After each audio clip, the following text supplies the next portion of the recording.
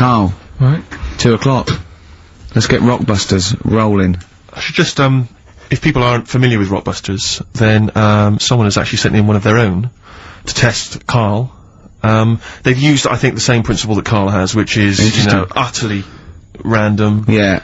As you said before, you know, really just try and think of something that he might be thinking of. Sure. So, I mean, she's done it quite coherently, but I'm wondering if I should sort of say it more as Karl might say it, you know, just slightly less. More different every time. Yeah, slightly less coherent.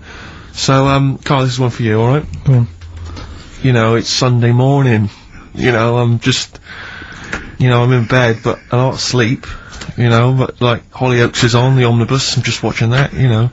I go and make a lovely cup of tea, you know, in the bed with Suzanne, aren't I, having a cup of tea. What's going on there? Just watching the telly and that, but hang on, I haven't got anything to dunk in me, in my tea. I haven't got anything to dunk in my tea, have I? You know what I mean? I haven't got anything to dunk in there, and I'm just having, you know, what am I doing? Is it LB? It's LR. Oh. LR. So, have a think about that one, Karl. I think I know it. Yeah? Do ya? Go for it. Go on. Is it Lionel Richie? It is Lionel Richie. What's your logic? Sort of Lionel, and it's like... No rich tea. No rich tea. Yeah. No biscuits, no rich tea. No rich tea. Lionel Rich tea. Lionel Richie. It works. It's just as coherent as one of yours. What's that? We've done one a little bit like it. There's nothing wrong with that. I cannot believe you got it. That's a toaster. I cannot believe you got it. I might not have got it without the initials, but that's why we chucked them in, just to help you along. So what have you got for us this week? So we've got 3 of them. Oh, by the way, don't bother calling in Kate Bush, because Karl doesn't want to answer the phones. He says Kate Bush is not going to call, so it's all going to be nutters, so we apologise. He's got one thing to do. He didn't even get the sound right, because someone was complaining about they couldn't hear Steve. He's got to do Monkey News, which is always twaddle, and he won't even answer the phones now, so I don't know why he gets paid. He takes off Mondays, because he works Saturdays. He gets paid for Saturdays. He takes 5 weeks holiday a year. Not off Mondays and he moans. Not off Mondays. Wow. Right, what have you got for us? Right then, the first one. There's a vehicle that sells kebabs. Right? There's a vehicle that sells kebabs. Initial D. Right? D. Great. Right? Have you worked that one out? Of course I haven't. Right, the second one. You're asked if you want that bit of the egg. You what? You're asked if you want that bit of the egg. You think about it, but we sort of decide against it. And again? What's going on there? You're asked if you want that bit of the egg. You think about it, but you go, nah, I'll go against it. Right? I've got it. Is initials W, Y, O? Yeah. Got it. Right, so... Okay. That one works. Right. No it doesn't. No it doesn't. No it doesn't. And the last one, I don't think this burger will catch on. I don't think this burger will catch on. Yeah, and the letter there is M. So you just text or email in with the answers and win some stuff. What have we got? We've got some prizes. We've got another box set of the League of Gentlemen. This is instant gratification, but you go into a draw for something bigger, so what have we got today? Yeah, well today, this is what you're taking home today. You've got the League of Gentlemen, the complete collection on DVD, that's worth having, definitely. We've got Catterick, which is the current Vic and Bob show on BBC Two, which is good. The Aviator, the award-winning Leonardo DiCaprio, Martin Scorsese biopic, and once again Ladder 49. We're giving that away again, are we? Yeah, apparently do we get a job like those? We got loads of them. Excellent. Email in if you just want a copy of Ladder 49. I'm sure we can dig one out for you. yeah. Or phone in, because Karl does not answer the phones. Right. And remember, the winner goes forward into the chance to win the big prizes, the signed Homer drawing, the signed Nigel Tufnell poster, and you go to rickygervais.com and see Matt Groening actually drawing that to verify it. Bet Lloyd Cole won't. Never anyone has it? Has it?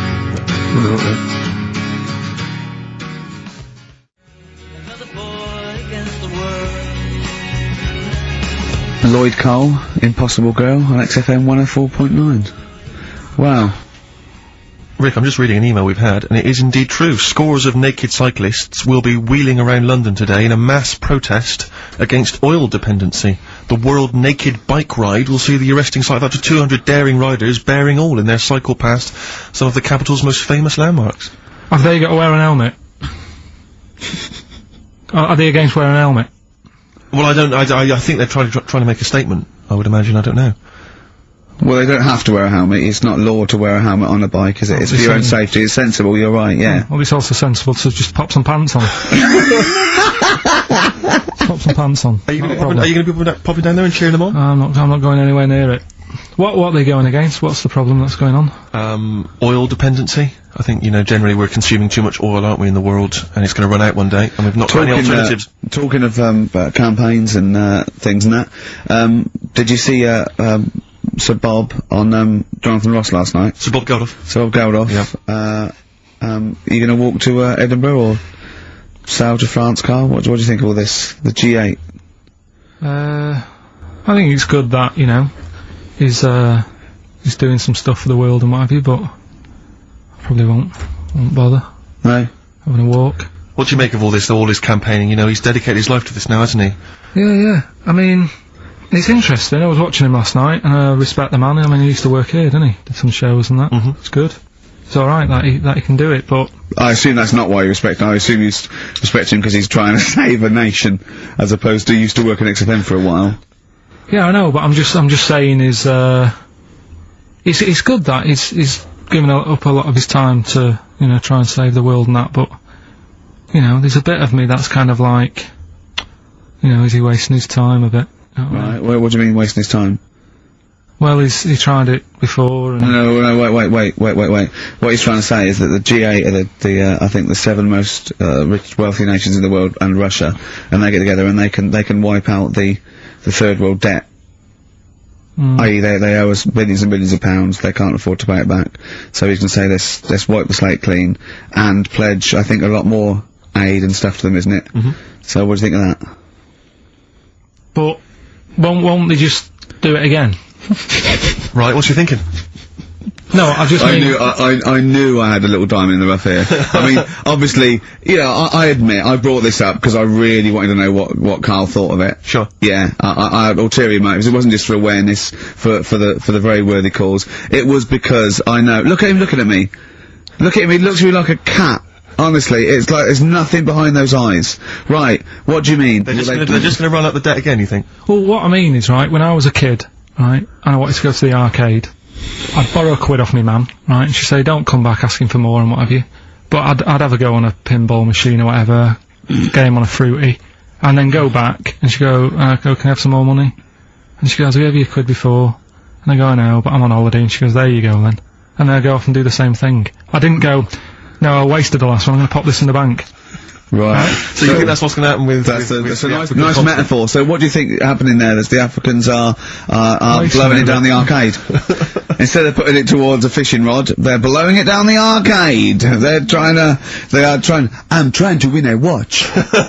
Look, I've got 100 goals. I think this thing is dodgy. Yeah. I'm trying to win a fluffy toy. That's what Bob said, you're never gonna get the Snoopy. You're never gonna get the Snoopy. It's always gonna fall out of the little claw before it gets to the top. The claw is not strong enough. Yeah. Do not waste it. No, Midge. Midge, you have to write a song. Write another song, mate. They've blown it down the arcade. Brilliant. So that's your genuine logic, is it? Well, I just don't know, if they put me in charge of it, I don't know what I'd do. I just think it's a... Could I just say that will never happen? No. Could I just say to London... Yeah. And anyone listening on Sleep Saturday... Yeah, don't worry. Karl is not going to be put in charge of G8. It's not going to be him, Blair. Chirac. That would be a joy if it were. That would be amazing. But anyway, so let's assume in some alternate universe you are in charge. What would you do? Monkeys, obviously, it's like Planet of the Apes. What are you gonna do? You're the only person with opposable thumbs. What's your solution? We've done a lot of it, haven't we? We've sent, money out there, we've sent them clothes and that. Yeah. Have you? It's gone. You say we, have you sent... I've done loads for charity. Go on. No, loads, I've done loads of stuff. Go on. What? Oh, I give stuff to Oxfam. Yeah? What stuff you don't want anymore? Yeah, junk, you mean? Well, yeah, but it'll be alright for them. I mean, I said to you the other day, like, when they collect clothes for over there, I don't know, none of my stuff's gonna fit them well. But the thing is, I do loads of charities, I do loads of things like, Go on. I pay for tools, I do that thing, a monthly payment of £5, paying for, toolbox and that for someone out there. I help old people, which I'm gonna stop, to be honest. Why? Because, do you know this thing I do, Steve, right? No. This is a £5 a month as well, right? I got stopped in Leicester Square one day. He said, oh, there's a little old woman somewhere. She's cold, are you gonna help her out? So I was like, oh, why me, right? So anyway, so they said it's easier if people look after one old woman, right? So Why me? I've signed up to look after this old woman called, I don't know, call her name June or whatever, it doesn't matter. So, It does to her, but go on. so anyway, so I'm paying this £5 a month, and the first £5, you know, first time I paid it, I got this thing in the post, right? And it had, you know, thanks a lot, Carl. You're looking after June. Here she is, you know, here's a little picture of her, and she's sat there, what have you, with a cardigan on and stuff like that. Every £5 you pay, you know, it'll be cheering her up, and, you know, look after her, pay for her food and what have you. So, for a bit, you feel good, don't you? And you think, well, I've done my bit for the world. Anyway, 2 months later, get another package, right? Picture of June in there again. She's got a tan. So he's saying you're paying to keep her warm. No, they meant a week in Mallorca or whatever. And this is what I mean. People if they can get away with it. I don't know where to start! That isn't having a go though. What do you think? So what do you think? You think they're going, don't bother, getting a job or anything, Goud off a bit, and Goud off a bit, it's June, I don't know, it's difficult, isn't it? It's difficult. So you think Sir Bob should just wash his hands of the whole affair? You think it's a complete waste of time? Is that what you're saying? That you should just leave them to it? Just leave them to it, let them sink ever more into debt, ever more into hunger. You just think that should just carry on? Do you know what I think he's saying? I think, now, I'm not with words in your mouth, are you saying they blew the last lot we gave them, they've got to learn a lesson? Is that what you're saying? No, I'm not gonna say that. I'm not gonna say that. Is that what you're thinking? No. What are you thinking? I'm not thinking anything like that. All I was thinking is about this gig, it might have been better to do it, like, rather than, I don't know, ruining a grass field in Edinburgh and that, do it out in Africa, right? Get people out there, get the tourists up, do you know what I mean? Get a load of people out there. They've got loads I don't reckon he's going to get people to walk to Edinburgh. I very much doubt No, but people are going to fly to Addis Ababa to see Coldplay. cheap flights and what have you. Right? Hot dog stands and that, locals will love that, right? Job done. Brilliant. Let's put him in charge. Yeah, just for one day. Let's put him in charge of Live Aid. If Bob Geldof is listening, I know, you respect him because he used to work on XFM. No, but he's if done a lot Bob, as if well. you're listening, please, I would love, oh my God, a conversation, Bob Geldof talking to, forget Kate Bush, forget That would be Helmer. amazing. Can Bob please call in and speak to Carl? No one call except Bob, so we know it's Bob calling. Right, get on the phone. What's the phone number? What's the phone number? Can't we talk to him next week? He might be busy next week. No, He's he got won't. stuff to organise. You won't, don't worry about it. Don't worry about it. You can talk to us next week, alright? I'm not gonna I'll go through the phones, it's mental. Play a record. Alright, what we're having? Bit of Killers? Yeah.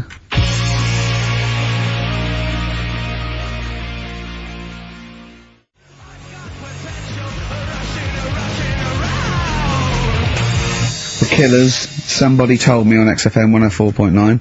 Tell you what, talking of, starving, I went to what is meant to be the best restaurant in the world on, Oh yeah? Wednesday, yeah. Sure. You must be famished. Well, Jonathan, Ross, booked a table there. It came out, I think he's been trying to get there for a while, and, I think there's a waiting list and everything, right? And, it Well, was you got voted- over here, you're walking straight in. he's walked straight in with that, yeah. Me and Jane went along with him and Jane to the Fat Duck in Bray. So it was voted the best restaurant in the world, okay? Right. And, it was incredible. I mean, it's across between a restaurant and sort of Barnum. They, Yeah. you know, just incredible food. But all the way there, I'm thinking, well, I can't eat stuff in normal restaurants. I don't eat red meat.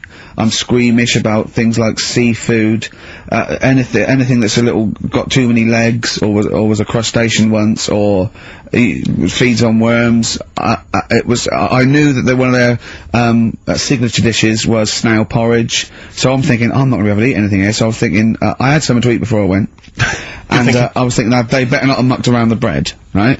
Got there, beautiful, and it was really quite fantastic, and I let them know straight away, that I was a Philistine, and they really accommodated me, you know.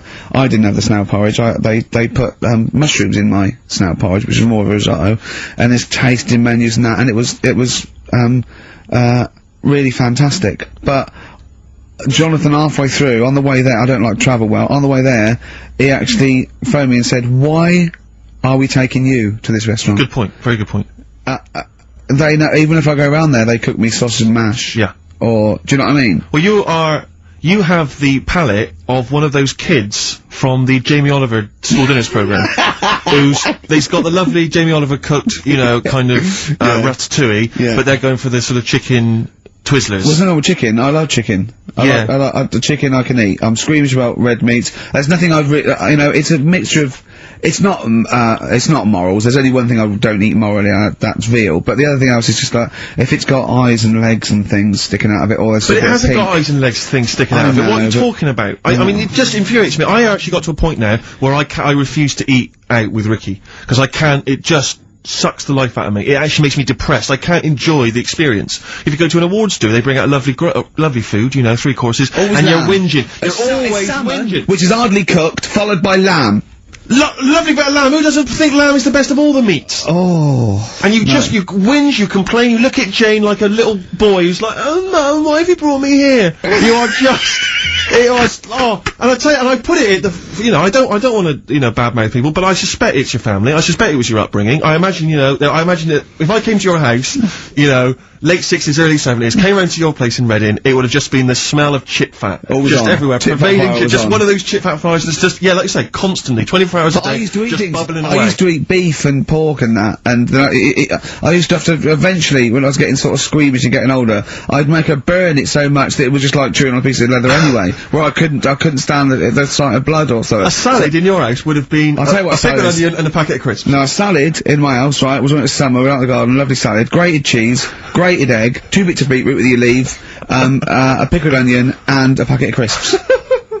And that was a salad. But yeah. Now, is that? Do you agree that is probably the reason why you've got this palate? And I don't even. It's not even a palate. That's too nice a word to use. I've got more squeamish as I've got older. Because I say I used to eat beef and pork. What do you mean squeamish? I don't understand what you mean. Squeamish. I certainly think about it. I can eat like, you know, like it has to be blasted. It has to be unrecognised to be an animal. You know what I mean? I mustn't see a bit of pink or a bit of fat. So if we were in biblical times, and you're there, and Jesus Christ has just fed 40,000 with some fishes and some loaves, you'd be going, "I'm not into the fish, JC." I say take the head off, really cook it, take the skin off. I can see a bit of spine. And unless that bread is mighty white, I'm not interested. Yeah, but the thing is, what he hasn't said is, well, he gets frustrated because we have to go from restaurant to restaurant for something I can eat. But the reason we've only got about 3 restaurants to choose from are that, because he doesn't want to spend more than a £5 at lunchtime. At lunchtime? If I was going out of an evening, you'd spend a decent amount of wallop. But lunchtime, you'd be happy to spend 20 quid on lunch. Imagine that every single day. There's no one out there who's eating lunch 20 quid a day on lunch. It's crazy. You don't need that much food at lunchtime, because I know what happens. You go in there, you have some kind of, you know, tiger in curry for lunch, you're asleep by 1:30, we're trying to work, we're trying to write TV shows, and you're dozing off like one of those giant anacondas that's just eating a sheep, and it's slowly digesting it. It takes like 3 weeks. He does not like the he'll walk a mile out of his way to get a sandwich. Having an argument over that 50p that time. I don't want to bring that back up again. Here's the situation, Carl. I lent you 50p, and you decided you weren't going to pay me back. It should be to my discretion if I say, "Don't worry about it, Carl. You should offer me the 50p. Go, there's that 50p I owe you," and I'll go, "Don't worry about it, Carl." But you didn't even do that. No, it's the way that you were like. I said, "Where's my 50p?" You went, "Oh, you don't need that." That's not your decision. I didn't say that. I said I don't think I've got it at the moment or whatever. Rubbish. And you're going through my pockets and that. Rubbish. 50p. Ridiculous. You've just given him a keg of beer for free, hadn't you? Well, let's not go over it again. I just think value for money is important. Like, now, okay, so for instance, in the morning, I have to get the tube, but you can get a travel card, zones 1 and 2, right? It's about £4.70, I think. But before 9:30, it's about £6.50. Alright, and then at 9:30, when the clock, literally on the clock ticks over to 9:30, it's £4.70, right? Now, sometimes I'll get there, it'll be about 9:20. Now, you'd be saying to me, "Oh, just spend it. And I'm thinking, I've got 10 minutes. I'll perhaps read the paper, wait for it to click over to 9:30, and then I can get a cheaper ticket. Now, surely that makes sense. Surely that's logic. Don't, I mean, if you were in that situation, Rick, if you were there, right, and you had, let's say you had 3 minutes to wait before 9:30, what would you do? Would you stand there and wait? No, because waiting to me is worse than anything. It's madness. It's I madness. can't stand queuing, I can't stand, no, I'd pay, yeah. How long would it have to be before you'd wait? I If there mean, was like a minute on the clock to go, would you wait? if they literally said, if you wait 30 seconds, it's, I go, alright. Well, that is the case. That literally is the case. Okay, but not 10 minutes, no. What Not about you, worth it. Carl? I'd feel, if it was 30 seconds, I'd feel flash going, I'd spend £3. But if it was like a couple of minutes, I'd go, oh, it doesn't matter. I just wouldn't. Madness. Yeah. Think about how that tots up over the years. Amazing. Carl, What about what you, do Carl? Would you do it? It depends, doesn't it, what your job is and that. If you're a doctor, you've got to get to, go and save someone or whatever. You can't say, oh, just give it 10 minutes. Depends. Depends on the situation, depends. Most of the time I've got to get in work early, I can't be hanging around till But you half don't 9. know, do you? I've I've got called him when I stuff to was do. filming, he was I've seen him do one day, right? I've seen him for one whole day, went away, he fell asleep at 7:45 in the bath because he was knackered, so, he has 5 weeks holiday a year, he's taking the piss.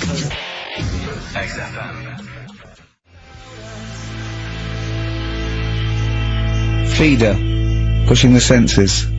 Quite a food-related sort of show, isn't It it? is. Feeder. Thinking of gluttony, did you see in, I think it was Heat magazine, it was former Pop Idol winner Michelle McManus. Oh, yeah. She's lost a lot of weight. Oh yeah, she's And, lost 5 stone, hasn't she? Pleased to see that the headline was, I used to eat 12 packets of Doritos a night. At night. 12 packets of Doritos. I just like the idea that you got to 11 packets, and you're thinking, One more still do a it. bit peckish. One more will do it. Yeah. Yeah. Oh, Unbelievable. But someone sent in a couple of odds and ends news stories, they've gleaned off the web. And apparently, Britain's fattest family have shed 23 stone. one of them died. Between the 5 of them, oh come on.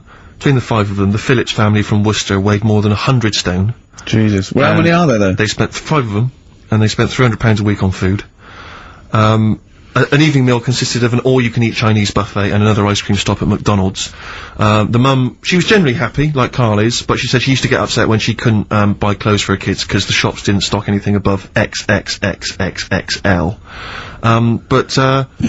It says here, it says Mitchell, 13, was the heaviest of the three, weighing 27 stone. By the age of 4, he was Britain's fattest toddler, weighing 10 stone. Is that competition still going? He broke 5 bikes. He broke 5 bikes by buckling the wheels. Oh, that's I know you're always embarrassing, kind of isn't fat kids, Carl. it? Chasing an ice cream van, Yeah. but the bike just fell apart. Yeah. Who Wow. knows? Maybe now he's on that nude bike ride, because he's lost some weight. Oh, that would be painful, That wouldn't it? would If be one of them extraordinary. buckles. Yeah. Well, I've got another food-related item here. Now, Carl, I got a little email via my agent, sent from someone here, okay, sent from someone at XFM, okay, and I won't say it was, she just said, I thought this might be good for Ricky to use on Saturday, and obviously what happened is, Suzanne has sent you an email in the week, it was Wednesday, and you've returned it, but I think you've returned it to the wrong email address. You returned it to someone here, who of course immediately forwarded it to my agent for ridicule on the show. Don't panic, it's nothing that bad, okay? It's an email from Suzanne talking about your tea that night. Was Suzanne out on Wednesday night? Was the, an England game or something? Yeah. So you were alone. You were home alone, were you, Wednesday night?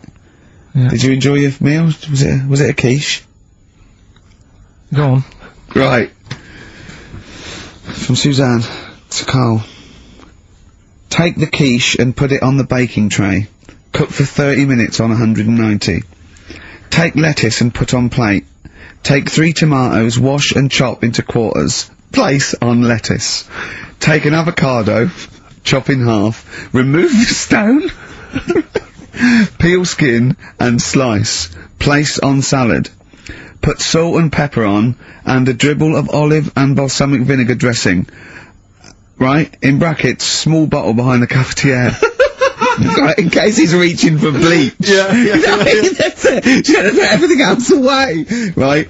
Then sprinkle a smidge of parmesan on top. Remove quiche from oven, cut into quarters, and put on plate. Eat. Oh, wow. Does she have to do that Look at his every face. single time? She's like, No, it's just that I'm not that good at cooking, right? And to be honest, that was a lot of hard work. I didn't bother warming it up. And I did without the avocado. Why? Too much messing about. He didn't even do that! With instructions, it was too much! But, yeah, I'm not that good at cooking and Did that. you genuinely... That's not cooking though, is it, Carl? That's heating up a slicing. quiche. That's cooking it is making the quiche. Yeah, but I'm just... Could you have figured that out if she had left that note for you? Why did she have to tell you what the olive oil and balsamic vinegar was? Because I've put sort of cooking oil on my food once, and I said, oh, it's a bit... It's ever since, right, years ago... I'm gonna die! Years ago... Oh God, they're leaving Mr. Magoo at home!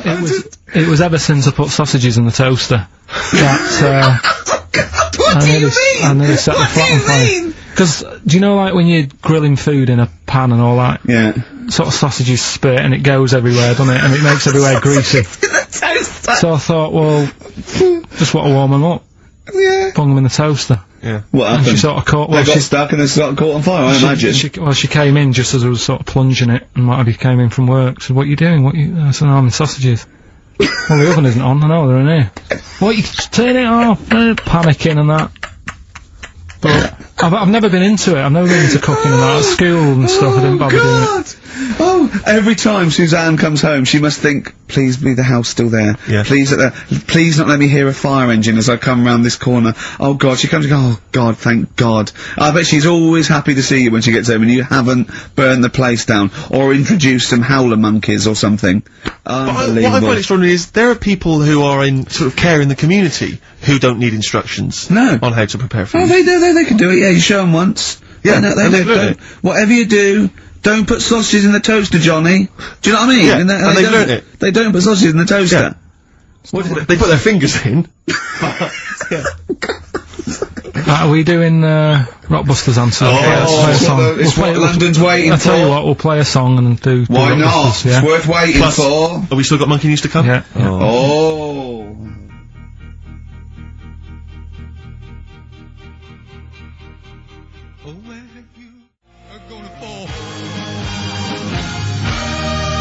Roxy Music with the old Dylan classic Hard Rains on XFM 104.9. Mixing it up, just mixing it up, mixing and matching. We've got Neil Young, we've got a bit of Roxy Music, we don't care, But do then we? we're right bang up to date with some of the latest tracks from Feeder and the like, so... Yeah, big time. But, it's what they're waiting for, it's the Rockbusters answers. That's right. Right. Okay, give us the clue, give us the answer. Right then, first one. Hurry up, because we haven't got long for Monkey News. Don't worry about it. Don't worry about it. First one. There's a vehicle over there that's Changed? selling kebabs. Oh, it's changed, go on. Initial D. Yeah, where's it? That was Donovan. Okay. Alright, yeah, okay. Yeah. That Good. worked. I'll give you that. Yeah. Second That's a one. real clue. Well, they got it. Like they always do, so they're always real clues. Second one. You're asked if you want that bit of the egg, right? You think about it. Then you decide against it. I think I know this one. What was the initial again? Y-O. Is this, John Lennon's, wife, Yoko Ono? Yeah, that's right. I think that was her name, Yoko Ono, was it? Yeah, it's Yoko No. that was- It was Yoko No. No, you've got it wrong. You're thinking about it. You're asked if you want a bit of the egg. Yeah. You go, yolk. You think about it. Oh no.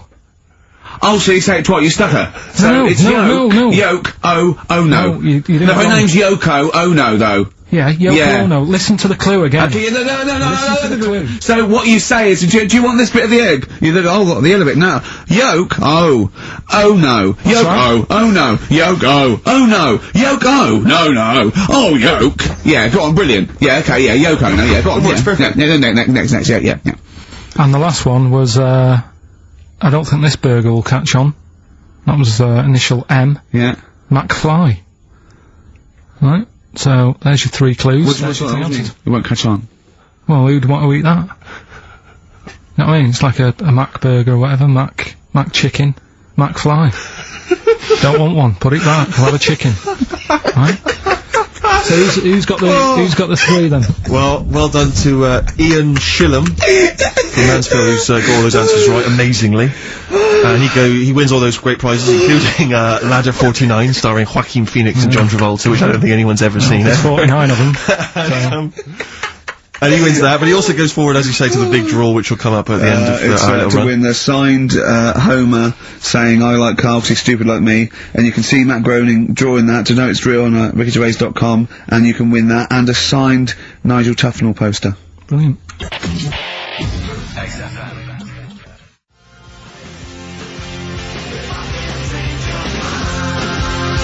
It's a Ricky and Steve classic on XFM, Sugar, If I Can't Change Your Mind. Brilliant. So listen, it's time, isn't it? We've only got a few minutes left, so you better play the jingle. Oh, chimpanzee that! Monkey news. So Monkey News, if you've only just started listening to the show. Oh, you poor fool. Monkey News is where Karl reports for us all the latest monkey activity. A headline or a word or someone he overheard in a pub and then totally embellishes it and makes it ridiculous and impossible. He believes it though. He believes every word he's saying. Let me say that before you hear, when you hear this, whatever it is, I haven't heard it, twaddle, remember, Karl totally believes it. Go on. Right, so anyway, right, I think it's in LA this happened. Right. I think. Why does he think? So these people are in a restaurant having a lovely meal. Is one of them short and hairy, but totally covers from top to bottom in a spacesuit, so he didn't know it was a monkey? It's not one of the customers, one of the waiters? So they're having a lovely dinner, probably one of the best sort of dinners they've had, right? Yeah. So the waiter comes over, and it's like, you know, can we just say I've had a lovely meal and that?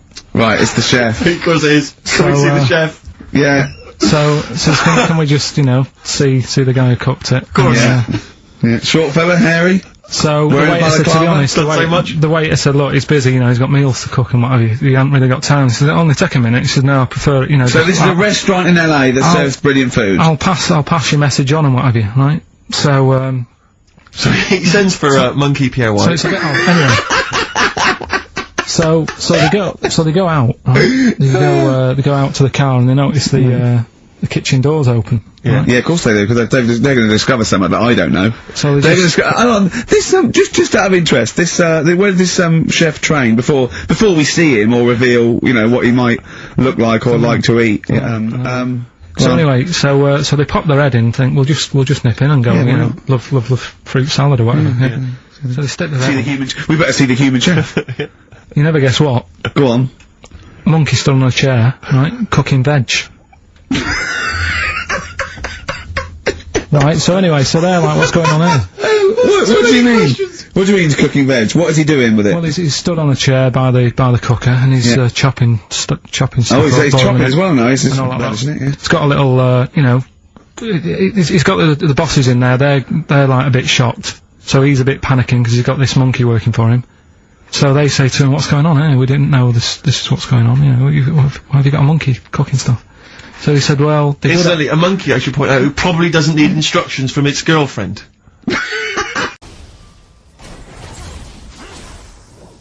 So what I've done, I've got 5 songs, Yeah. and I've edited them together to make that saying. You've got words from songs where any part of that sentence occurs to recreate it. Yeah. Now, what do they need to do? Do they need to say what the song is? Just the 5 songs? I mean, I was going to say song and artist, but if you want, just a song. So there's 5 things there, and if someone doesn't get all 5, it's still worth emailing in because we might give it to the one who's got the most, and then... Yeah. Can I suggest we go for artist rather than song? Only because sometimes it's quite tricky to get a song title. Sometimes it's it's very odd or it's not quite what you think it is. So maybe artist is an easier one. Are you happy with that, Karl? It's your that all right? competition. I mean, Steve always does this whenever I come up with an idea. Oh, yeah. I'm just trying to make sure it's just the best it can yeah, be, Karl. Yeah, no, he came up with a few game shows and Steve was going, no, it's no good. And Karl said to me, he said, it's the one of the Office ever got on telly.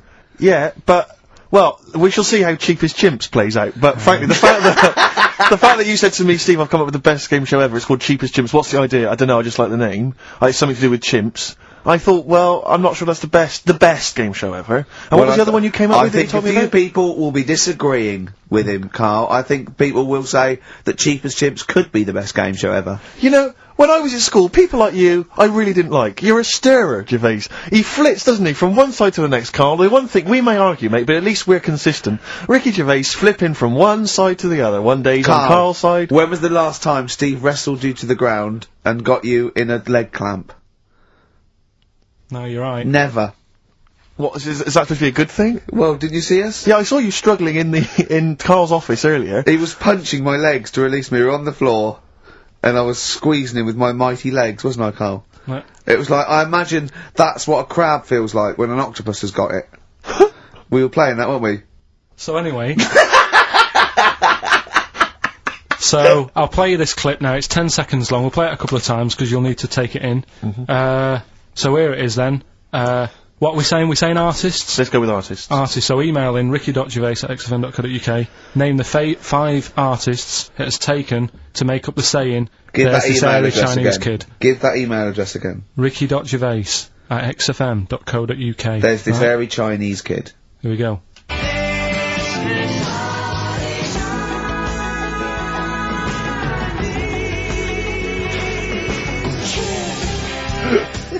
Play it again. Play it again. Here we go.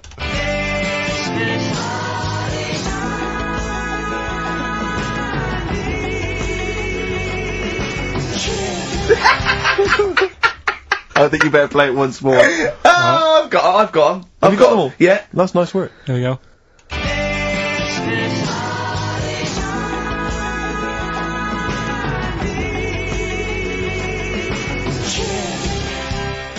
I can you just go. remind you now that the prizes include a Red Dwarf DVD, Marion and Jeff, the first series of that on VHS, a Live Forever Britpop CD, and also the very best of Led Zeppelin. Let's play one of those actually while we're here. Brilliant. Rock and roll.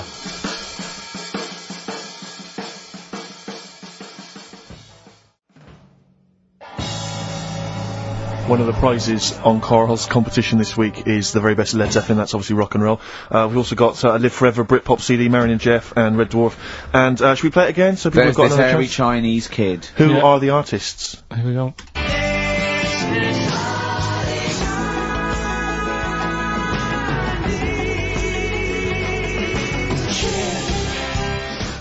It's tricky. It's not very easy. Once more. One more.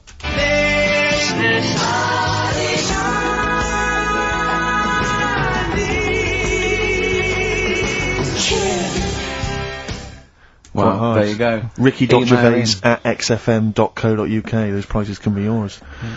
I, at the quiz, also discovered, of course, and, I don't know, I'm just intrigued to know, Carl, I'm just intrigued to know. It was your girlfriend's birthday, wasn't it? Earlier in the week? Or Yeah, last week? On Monday, yeah. And, you get? I mean, obviously it was a triumph with the stuff you got her for Christmas. The condoms. The box of condoms? Box set of condoms. Oh, yeah. not just the singles, the whole set. Yeah, a complete collection. Brilliant. So what did you go for this What'd you time? get her? Yeah, but... No, yeah, but it's her birthday. How long have you been together?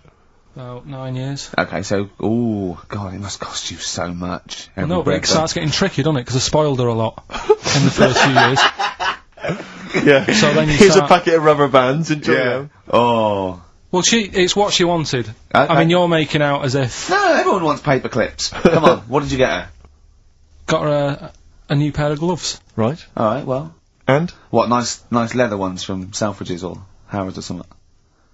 They were good ones, the sort she likes, so... They Well, weren't... they weren't the little woolen ones that she had. Yeah. I thought that was a joke when she said he got me these, because I laughed. No, but I know that's... The one she did have, When they said it's his birthday, right, it was her birthday Monday, and me and Steve wanted to get her, and she went, he got me these, because she had those little woolen gloves on, I laughed, because I thought she was joking, Carl. That's what she wanted. Right. I've told you before about buying presents. Did those gloves have your name sewn in them? And a piece of string that ran over the back of your duffel coat? You know, I've never been into getting presents and that. I had the problem at that Christmas one, that time with the Victoria Plum. Yeah, we'd hate that. We'd hate to bring that back. We've done that. Because you talked about the book, because it's kind of to do with your dad, isn't it? He's a very bad gift buyer, was that the problem? Well, yeah, my dad just wouldn't bother. It was my mum who sort of made an effort, and she sort of worked out half of what I wanted, then she left it to my dad to get it off someone, see if he could get one cheap or whatever. I love the fact that usually people talk about, like, drinking heavily, or, violent abuse, right? Yeah. But here's what he's been left with and scarred with from parents is bad gift buying. Yeah, and That's the not so Victoria bad, is Plum it? incident. In the greater scheme of things in the world, Yeah, but- that's not a bad thing to have, is it? Right, there was this. This is what it's like about getting presents and stuff, right? With me, with my mum and dad. Go on.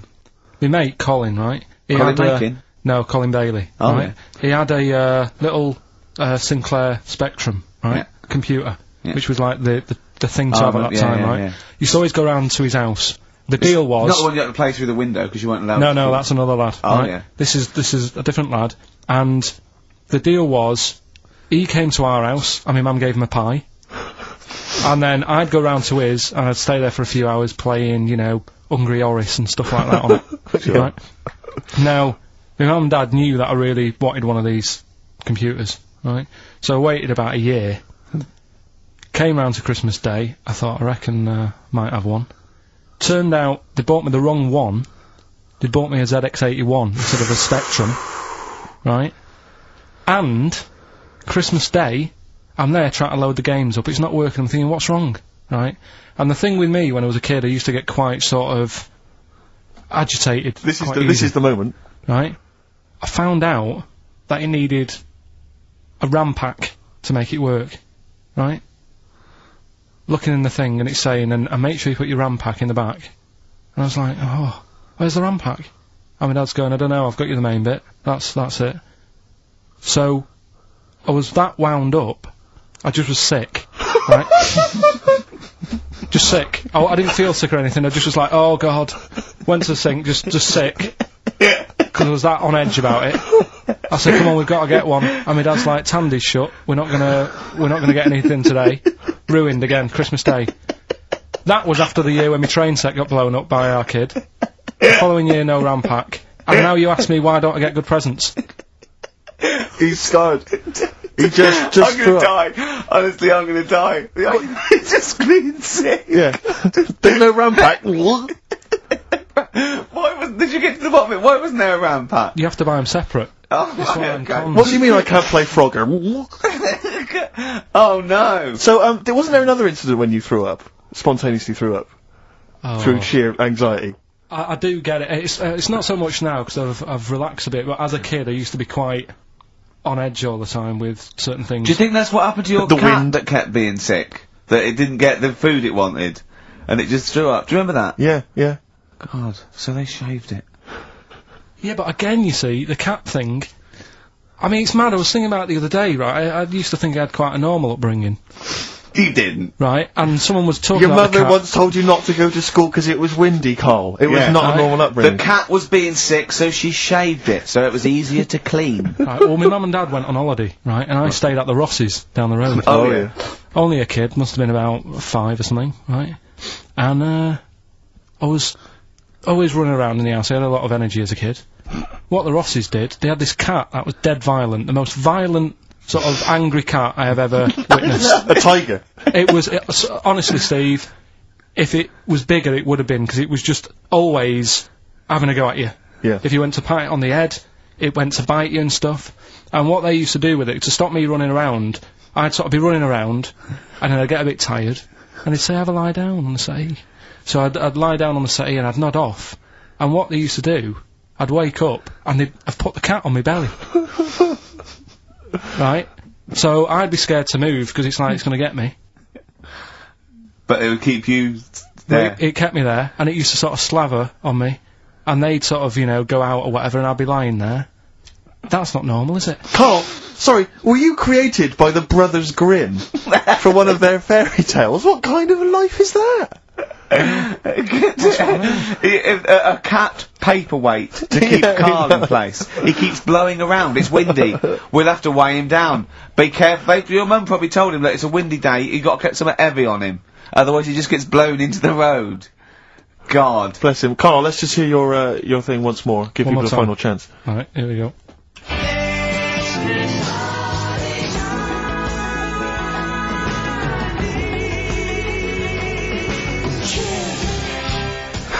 Ricky.Gervais at xfm.co.uk.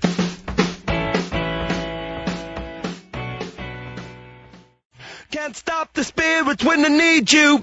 This life is more than just a read-through. Ooh, those chili peppers are quite hot. Can't stop. XFM 104.9. I'm Ricky Gervais. With me, Steve Merchant and Karl Pilkington. Alright. Carl, you know what the time is? Bong. Monkey news. Yeah. Right. Imagine if Trevor McDonald started like this. Yeah. There's been a lot of stuff going on that with monkeys. Oh, yeah. I was mentioning earlier how we sort of making the feature grow a bit, right? So, I'm thinking... Oh, I haven't told you, Steve, either.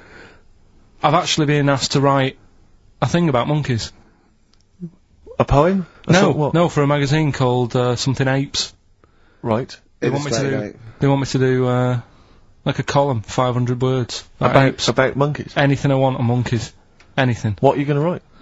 Dunno, think about it. Well, give him a typewriter, come up with Shakespeare eventually. Yeah. But You could write anyway, about that. Why didn't you write about that? The fact that you don't believe it. You don't believe that an infinite number of monkeys could type with Shakespeare. Because you reckon most of them hadn't read Shakespeare, so they wouldn't know some of the spellings. Exactly. It wouldn't happen. You idiot. Get on with it. All right. There's been a few things, but one that springs to mind is they found a load of monkeys somewhere. Right? This is brilliant. Yeah. I mean, imagine this if this was news. Yeah. Go on. Where? I Somewhere. think it was in 17th century? it doesn't matter that bit. Right? Okay. Found a load of monkeys Yeah. that are having a good chat. Go on. They're having a good chat. All right. What do you Found mean? monkeys that can talk. Yeah. They've worked out they've got about 534 different words that they're using to like have a chat about stuff. More than you. Yeah, what do they chat about then? Just things that monkeys are worrying about. Just where do you get that from? Who does your hair? You going out with her again, are you? Yeah. Oh, yeah. Have you seen that? Sorry, you can't just leave that. No. I'm just intrigued. I'm just intrigued to know what else. Is there any? No, Were I they- mean that Were they was- discussing the humancy? Did you see that program on Channel 5? Yeah. wasn't it? He can walk upright. Yeah. That was good, But wasn't I mean, Did you what see do how mean? well Do you mean hung he they was? taught them? They taught themselves this language. it? Yeah. Where? Where is this? In the wild, is this? Is it? Not sign language, It's but in some jungle somewhere. They found these monkeys. He heard some explorer was over there, cutting through the woods and that. and he heard his name, Heard and he some thought, "That's what he went. What do you want, Ronnie?" It wasn't me. I didn't say. Yeah. I didn't say. Oh, it's Snodgrass. Where'd you get that gun? Yeah, exactly. Well, there's only me and you here. Yeah. It's weird, isn't it? No, it's not weird. It's not true. Well, right, come on then. What's next? Once again, but what I'm thinking, I mean, that did happen. So, well, And to sort of add to that feature, that's not true. we're doing Cheap as Chimps. Right. Can I just say now to the audience, if you thought that Rockbusters was bad, if you thought that piece of rubbish earlier about the Chinese hairy kid was bad, I'm suspecting this is going to be really not very good at all. I'm just pointing the finger. What do you think of it? What do you think of his negativity, Carl? He keeps doing it. I just don't think you should start with the name of the quiz first. This is my only concern. You come up with Cheapest Chimps, and now you're trying to construct a game around that. see, And I'm well- not sure it's a proper... Well, okay, what is the game? Let's hear it. Right, it's about a chimp, right? Surprising. Spoke to an expert about him. Who was the expert? Someone at London Zoo. Okay. How many bananas do you think the little chimp that they've got at London Zoo eats a day? Right. How many bananas does a little chimp at London Can Zoo they call eat? in for No, this? I'd leave it. I'm just testing it out on Steve because we've already got an email thing going on here. So how many bananas do they eat a day? One chimp per day, how many bananas? Yeah. How many bananas does a chimp eat a day? And does this mean that... Because sometimes I've seen them on the telly, they peel one, they'll just eat a bit of it, then they'll throw it away. We're talking a whole banana? How many bananas does it eat a day? How many bananas do you eat a day? Getting angry. Come on. Well, I'll try and have 2 if I've got time, but I'm pretty busy. Well, I'll go... swinging on your tyre. How many do you I reckon? think a little monkey, tiny little monkey, per day, over the course of a day, I reckon he probably eats 15 bananas. Right, Ricky, what are you going for? Little chimp at London Zoo. But hold on, but presumably they don't only feed it bananas. So Okay. so the question is, It's how many bananas does it eat? Come on, yeah, but Rick. how many does it get given? It would eat 15 if it was given 15, but it might be given one slice of banana, 15 oranges, 200 potatoes, and some lettuce. How many bananas does it eat? Come on. It's 5. have a guess. 5. Yeah. Right. It's only 1. Yeah, because it only gets given one. Cheap as chimps. What? So it's pretty cheap to have a chimp. Right. I'm on your side now, Steve. I don't understand what happened then. What, so at the end of it, you always shout cheap as chimps. Is that what? That's the quiz, is it? Oh, play a record. Wait, so is that it? Is that seriously Is it? that it? Was that the first instalment of Cheap as Chimps? Yeah. We'll have to see what the press say about this. And why does it only eat one banana? Because it only gets given one banana. I think that's all it wants. No. So you don't even know. You didn't even bother to No, ask him. it wouldn't just get given one banana. And so I'm not talking about cheap as chimps. That's safe. That's going to run and run. Yeah, that is going to run and run. That's really got legs. I'm going to check the press Monday. I can only assume it's a triumph. Exactly, another Pilkington triumph. Yeah. I'm going to give the prize, if you don't mind, Carl, to Karen and Jeff Gillian, because they're the only one that they were the only couple that got the second answer, which was very, very But tricky. they got 4 today. But they only got 4 But right. 4 is the top answer, so should we give the So answers play it, now? Carl, and then tell us who each one is. Right.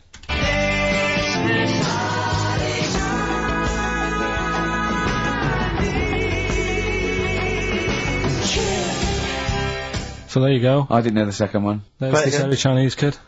So the first one, the Lars. Lars. There she goes. Right. That's George Harrison. No. That's Philip Bailey. And that's Deacon Blue. Right. So it was the Lars. Yeah. What's the second one? Strokes. That was very tricky. That is hard. George Harrison for Harrison, yeah. Airy. That's all I could get. It was Ari. Ari Krishna, yeah. But it, no. Chinese. Phil Bailey. Chinese War it is. Yeah. And Deacon Blue. Real Gone Kid. Real Gone Kid, yeah. There's this airy Chinese kid. Very, Yeah. very hard. I love the fact that the normal bit of that, like, the normal bit is like the well-known phrase, there's this hairy Chinese kid. Yeah, exactly. Like, nothing happened there. That's normal. There's this hairy Chinese kid. As a phrase that often... In fact, you're right. We must have said that phrase 20 times today. When was the last time that was said 20 times? Never. I don't think it's ever been said anywhere. There's this hairy Chinese kid. I mean... Even in China. I don't think it's... Well, it's very rare. Definitely not said in China. The prizes they've won. The prizes they won: Red Dwarf DVD, Live Forever, the best of Britpop, Marin and Jeff on VHS, and the best of Led Zeppelin. Well done to Karen and Jeff Gillian. I've also seen no proof of this hairy Chinese kid. None whatsoever.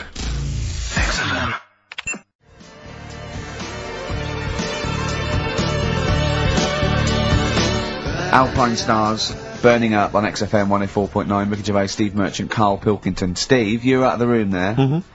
Carl took a phone call from someone. Okay. He's found a cellmate. Right. Not a soulmate, I think one day they will be cellmates. Yes. Because he's just like, he loves everything Carl loves, and he was telling Carl stuff, and Carl's face was lighting up. Yeah. He's told him of 2 Russian kids in the circus. They're covered in hair, and their mum tells them off because they're covered in fleas. Carl said, see, that annoys me again, innit? They do something else. And the bloke went, yeah, they should just make money out of being hairy. And Carl went, exactly. And he said, have you heard of the 3-legged juggler? And the bloke went, no, what's that? He went, that annoys me as well. Because he thinks they shouldn't have done juggling, they should have done football. Do you know what I mean, though, Steve? What do you mean a 3-legged juggler? What are you talking He's a about? famous 3-legged juggler. Oh, he's mega famous. He's like the Beckham of wherever he's from. But the other day I was looking in, I don't know, Bizarre magazine or something, right? And there was this fella who, he had no arms. So you saw a picture of him, his job was fixing watches, did it with his feet.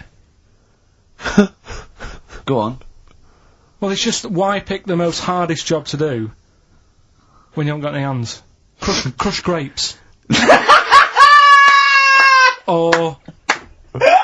Do you know what I mean? That annoys me. Oh, crush grapes! Imagine him being told that, and he comes into the careers advisory where I go, now, what do you want to do, Hargreaves? Make watches? Right, take a look at your arms. Crush grapes, mate. Sorry, you're a grape crusher. Next. Brilliant. Brilliant. I would love you to be a career advisory in some sort of clinic. It'd be brilliant. I like the fact that it annoys you. Here's a man, he's got no arms, he has learned to fix watches with his feet. Yeah. An incredible talent, incredible skill, he's utilising that brilliantly. That's annoying to you. You are angered by it. I'm only being honest. Now, you be honest, right? Your watch is broke. Who would you go to? You're in a rush. You need it fixing in a rush. Now, you need some fresh wine.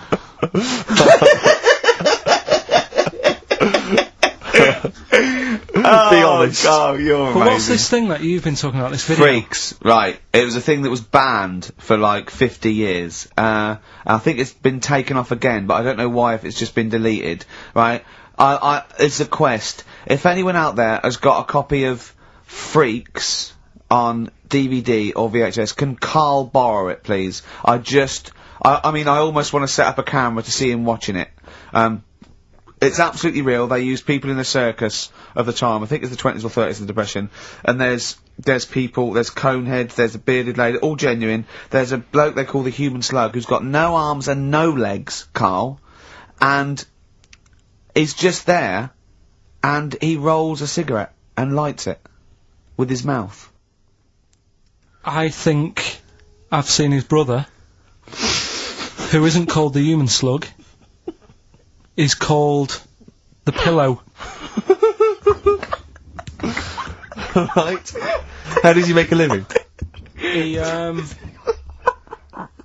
anyone want to meet Karl for money? Do you know what I mean? the annoying thing was, right, there was a picture of him. I was going to put it on I think I've seen his brother. on our website, we put things up like this, right? If you go to ricky.gervais at xfn.co.uk / What? You've put things like that on my website? It's nothing to do with me. I want people to know that that website is not kept or looked at by me. So, what have you put on there? There's a fella on there who's known as the Pillow. And he's, you see, I get a bit worried with things like this, because we're not sort of having a go or anything, it's just things that Fascinate me. you. Yeah. And, yeah, it's a guy, it might be the same sort of thing. What's your one I called? bet you used to stare at people with goiters, didn't you, when you were little? In Tesco's. Well, just go to xfm.co.uk / Ricky, it is. What's the worst thing you've ever seen on, like, a human face? You know what it is, and What I is don't it? want to talk about it. I can't remember. Have No. you told me? Yeah. What is it? But go, It's not go the to, elephant lady Go that used to to- the, yeah. Is it the elephant lady? You talked about that, I know. Yeah, I don't want to talk about it again. Go to the website and see the Human Pillow. Why is he a human pillow? That's what annoyed me. I thought he was more of a draft excluder. Oh, that breaks all kinds of rules.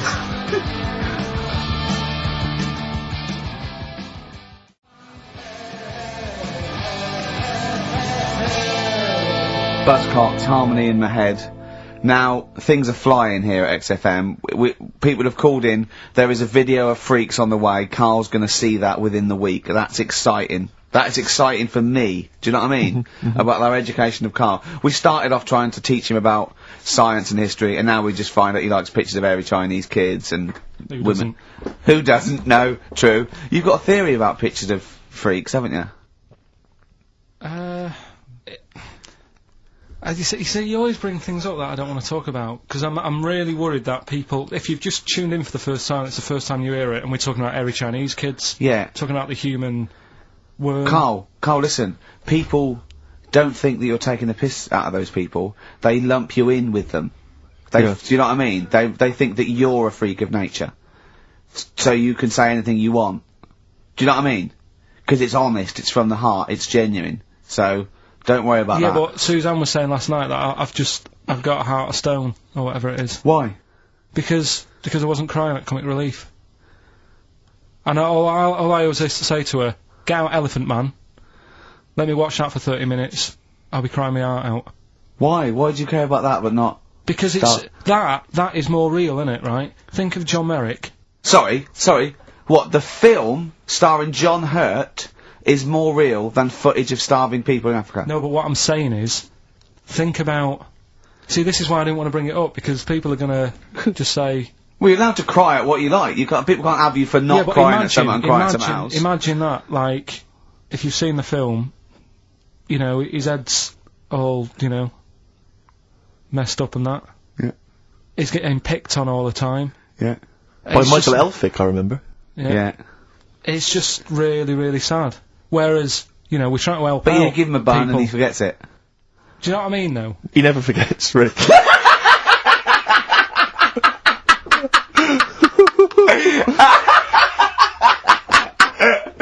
Oh dear. Anyway, Oh god. we're giving away stuff again. Yeah.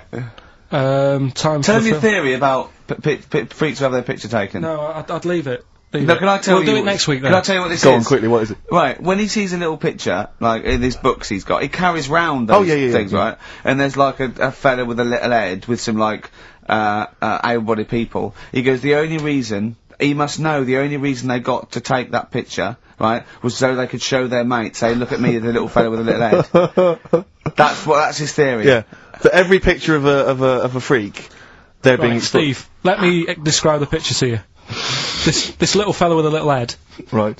playing on the piano, I've seen it. all his family stood around, and mates and that.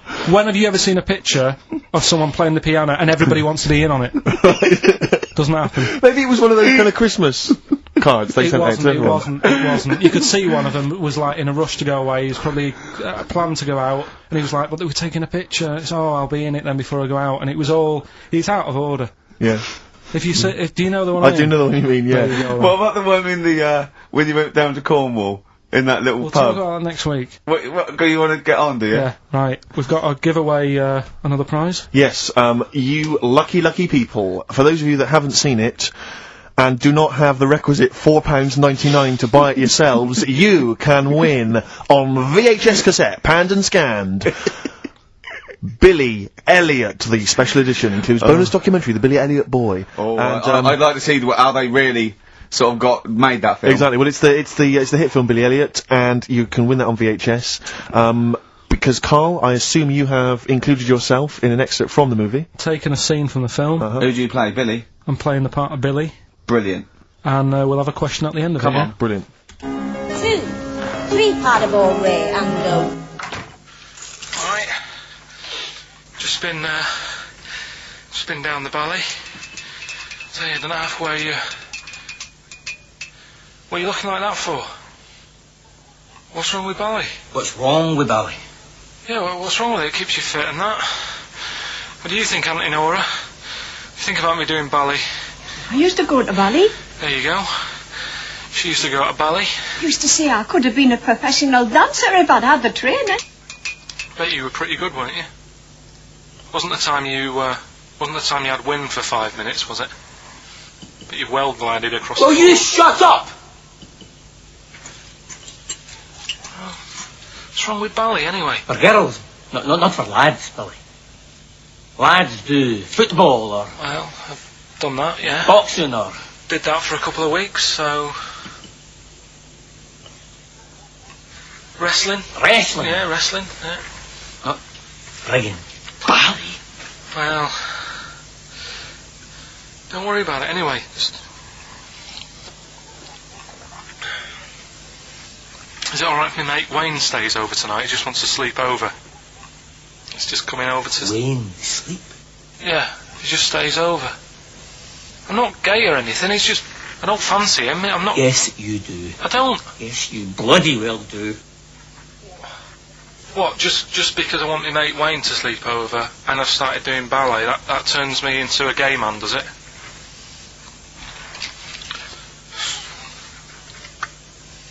You haven't seen my Village People album lying around? You're asking for a hiding. Just joking, just having a laugh.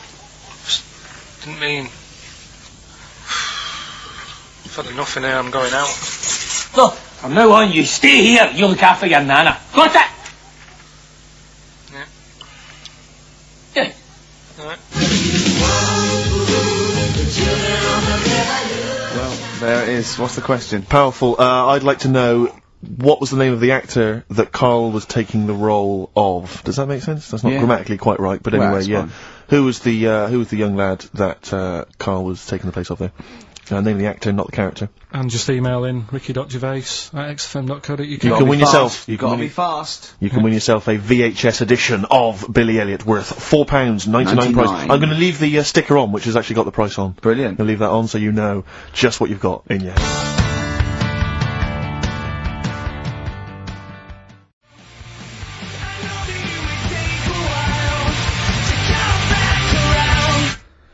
Foo Fighters. No, it's not. Yes, it is. Feeder. Feeder. Yeah. I don't know what I'm doing now. Why have we got to stop? Sorry, we just had an argument then. Why have we got to stop at 5-2? It's just the football's on, isn't it? So what can we do? We do a link here, and then we can play. we'll play a song, do a little. What about chat. the competition? We got to announce the competition. Well, Steve. Well, I can tell you right now that there's only 2 people, it would appear, that are interested in a VHS copy of Billy Elliot. That's how mediocre that gift and that prize is, Carl. I don't know if you want to learn from that. Yeah. But I'm going to give this one to MJ McKay, who has correctly identified that you were taking the part of Jamie Bell That's in it. Billy Elliot. So, well done. Right, just forward me that, and I'll Sort that out. I'll get the video. What film are you doing next week? Dunno, I've got been out and bought a couple. Got Silence of the Lambs I can do something with. Right. Bought Fight Club, but it's a bit difficult. Always open to suggestions and that. So, you got any favourite films? What about the 1930s film Freaks? Oh, Can't wait. I cannot wait for your. brilliant. That'd be good. Excited about Why that? don't you do a film review of that next week as well? Yeah. Well, it depends if the fella, if anyone's got it, just send it in. I'll send it you back once I've watched it. So that'd be good. Next week we'll do. Oh, please tell me there's going to be more Cheap as Chimps. Yeah. Oh, thank goodness. We'll see what the press say. We'll see what the press say about that. Looking forward to that. Do you know, like, you're always having a go at my ideas? Yeah. Little, Yeah. cheapest chimps you put down. Mm-hmm. Again, I normally come up with these because you don't come up with a competition idea. Sure. Yeah. He's done him again. Yeah. Well, cheapest chimps, mine, you're dissing it. Yep. Rockbusters, one of the most successful competitions ever. Uh-huh. And he means in the world, not just Yeah. on XFM. Yeah. You put that down. Yep. Right. What you thinking about this, right? I was watching Comic Relief Okay. last night. Came up with an idea. Mm-hmm. Right. You get Jono, Okay. John Right. O'Coleman, yeah. say Vanessa Feltz. Mm-hmm. Maybe, Dawn French, because she'd be around for that. And then get them all in a room for Comic Relief. And what you do, put a cake in front of them, Yeah. right? And like, you don't feed them. And like, they're going, oh, I'd love a bit of that cake, right? It's called Famine Academy, Right. right? Whilst they lose pounds, they get pounds. Right. What do you think? Play a record, Carl. Well, I love it. again. I love Do you it, know what I Carl. mean? Yeah, again. I love it. White Stripes, Fell in Love with a Girl, XFM 104.9, 1:05 of a Saturday. That's what DJs say. Of a Saturday, yeah. Yeah, Of yeah. a Saturday. Fast approaching. Yeah, time fast approaching 1:10. What do you mean it's fast approaching? What's it speeding up, is it? Time speeding up as it gets towards 2:10. Shut up! Ricky Gervais, obviously. With him, Steve Merchant. Yeah, and Karl Let's Pilkington. not forget Carl P, the K-Man. He's growing on people now. Love him. People love him. People was thinking, oh God, he's too much. Now going, they love him. Like, same as you. I mean, they still think you talk a little bit too much, but I mean, they love Carl. But, I shouldn't say that because it'll rock your confidence. Exactly. Yeah. No, I am a man of nerves. Sorry, I'm sidetracked because I'm looking on the internet here, on the website for XFM. Yeah. Because I was, well, partly bored, but also I was looking on there the other day. That's nothing I said though, was it? No, Right. no. And there were some people commenting on the show. Yeah. And one person on there, I'm trying to find it, I don't want to misquote them, but Yeah. basically, as far as I remember, they said that we knew even less about the music than the DJs that are on in the week. Right. I think that is scientifically impossible. Yeah. So they've embarrassed themselves. Exactly. I think it's impossible. You can't know less than the people that are on I in the don't week. think so. It's just, I mean, it's like trying to multiply zero. You just end up with zero. It doesn't make sense. I checked with Steve Taylor, the man with the knowledge. He should know. But be later. I don't think that's really annoying. But it's so annoying because I'll tell you this, we are passionate about the music and we do know what we're talking about. Yeah. Just because we don't read the back of the CD box No, like and Best play Surgical the Income. list we're given with the 9 CDs that are on the playlist every month. There's a piece of paper here. The Carl's looking at me like he's thinking, oh no, we're having a go. You've given away the magic of radio. You get pieces of paper here and they've got little bits of detail. So for instance, White Stripes, this is the next single off White Blood Cells, February 2002. Now, it sounds like we know about the music. We read that off a piece of paper. Exactly. Whereas, when we say about music and we're wrong, at least it's 'cause we didn't know. Exactly. See? Alright? Don't criticise us.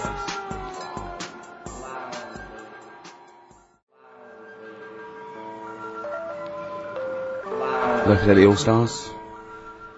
The all. So, can I just, I don't want to criticise there, Go on. but if I was listening and I'd enjoyed that track and I wanted to know what it was, I wouldn't have understood what you just said. Really? Could you just say that again? Low Fidelity All Stars. Yeah, Low Fidelity, because you went Low Fidelity All Stars. I was doing I was doing me DJ. No, talk, it's wasn't I? just you didn't know Lazy. your mouth wide I enough. can't be bothered. No, sure. It takes too much. Look at listen to him crinchling his little crinchling. You're not crinchling. You're not crinchling your Jaffa cakes, are you? It wasn't going out on air. No one knew. I bet you're one of those people in cinemas that think you're being really quiet eating a bag of crisps, aren't you? Do you go to cinemas? I haven't been for a bit, actually. What do you do, Carl? Carl! What's an entertaining evening for you? Yeah. What would you do to occupy your time?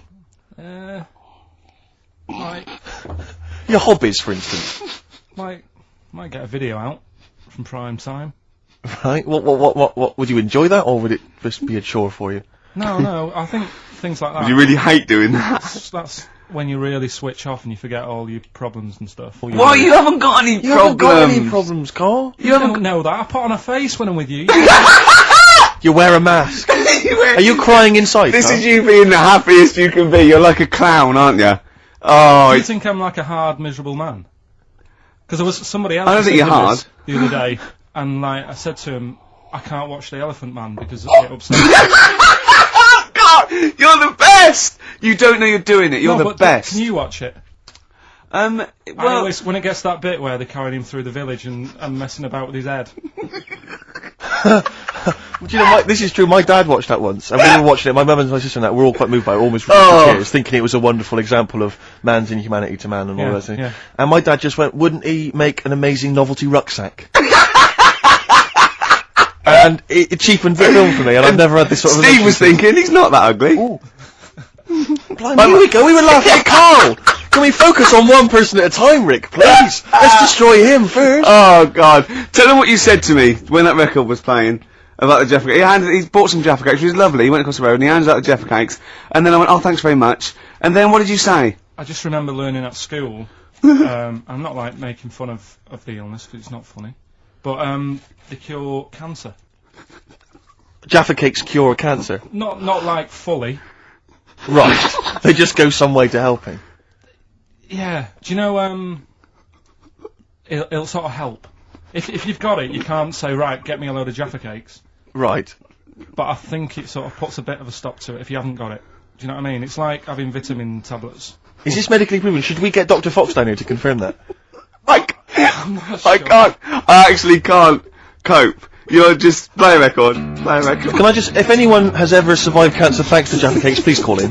No, but I didn't say He that. said, and then he went, it's the orange thing in it. And then he tried to read it. He said, I wonder if it's, and he tried to read out this scientific name.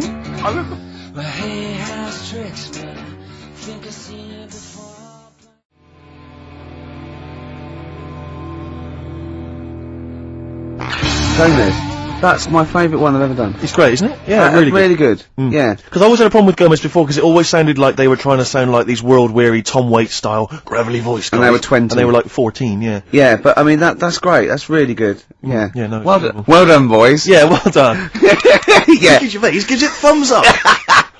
Oh dear. Can I play an Elvis Costello track? You know, I'd love to bloody hear some Elvis Costello. Tell me saying that. Well, you know why? Because we met him and he's a lovely man. We did meet him, yeah. And without wishing to show off. I remembered all the great songs he's ever done. I didn't like his spoken word much, too much, and some of his later projects I thought were a little bit, but his own songs from 1978 to about 1980 I thought were great. Why did we meet him? I can't just remember why we met him, Rick. Oh, I wasn't. Well, I wasn't doing that. No, I can't remember. We won an award. Was it because we won another bloody award? Stop giving us awards, please. Oh God. Not enough dear. room in my house. Oh dear, we've only got two. Yeah, and we haven't got one of those. The one was the BBC, so he's got a lot of room in his house. And I've got the other one. He let me have it, so he's got no award in his house at all. Can I You can borrow it. Can I don't know who you're talking to someone. I spoke to Richard Wilson from One Foot in the Grave. I spoke to him. Yeah, but he's a lovely bloke. He's a Yeah. really nice guy. But he said to me, could I do a cameo in the office for £40,000? And I went, could like Ricky do like an amusing pratfall or something, and then you just come in as a cleaner and go, I don't believe it. And he looked at me like Why have you said that? Why have you brought no. that up? I felt so guilty. Oh, no. I so wanted to apologise. But why is I'm it this? sorry. We know it's wrong to I do don't that. know why I said it. We I don't know. why I said it. Do we think, no, it's different for me? Exactly, 'cause we're in the business. I'll do a new twist on Yeah. I don't believe it, and he'll go, you know, that's the best I don't believe it twist Comment I've heard. ever heard. I don't know what I was thinking. Why did you? I was you so- didn't tell me that. I know, I felt ashamed. I felt Oh, really ashamed. no. I was a little bit drunk, I wasn't thinking straight.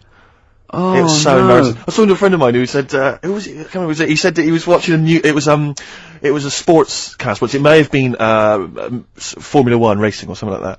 And he was watching, and there was a commentator, and the commentators have got to keep talking all the time. Yeah. And he was going, and there's the team, oh, good to see so-and-so's girlfriend in the audience. And he said he saw, and it cut to Richard Wilson in the audience, and he went, and the bloke went, and there's one foot in the grave. I love that. 'Cause he knew he had to say it there, but he couldn't remember his name or the character. Oh, that's And fantastic. there's one foot in the grave. Oh dear. That'd be brilliant. And there's The Office. I don't. Brilliant. What, you're putting us alongside One Foot in the Grave, thing that's been going like 10 years and one of those. What you're putting us alongside. It beat us, Steve. Get over it. It beat us in the Comedy Awards. No, I was just saying that you're an identifiable face if you're at a Formula 1 event. You know, Okay. old, grumpy. 1 Foot in the Grave. Yeah, one foot in the grave, exactly. Yeah. Anyway, Carl, any thoughts before we move on anything we've said so far? Elvis Costello. Well, I'd like to play Red Shoes. Are we ready Yeah, for? not yet. I'm just saying. What? Do you know who his dad is? Declan McManus. No, I don't know his real name. Declan McManus. He was a big band leader in the 50s or something, wasn't he? No, he was in the R. White's Lemonade ad. Oh! Was he? Oh I no, get it's so much, mixed up. there's so much to do with that. Good, so we're catering there to the audience listening who are 50 and above. Well, I don't, and I'm the target audience. I'm a secret lemonade drinker. R. White's lemonade.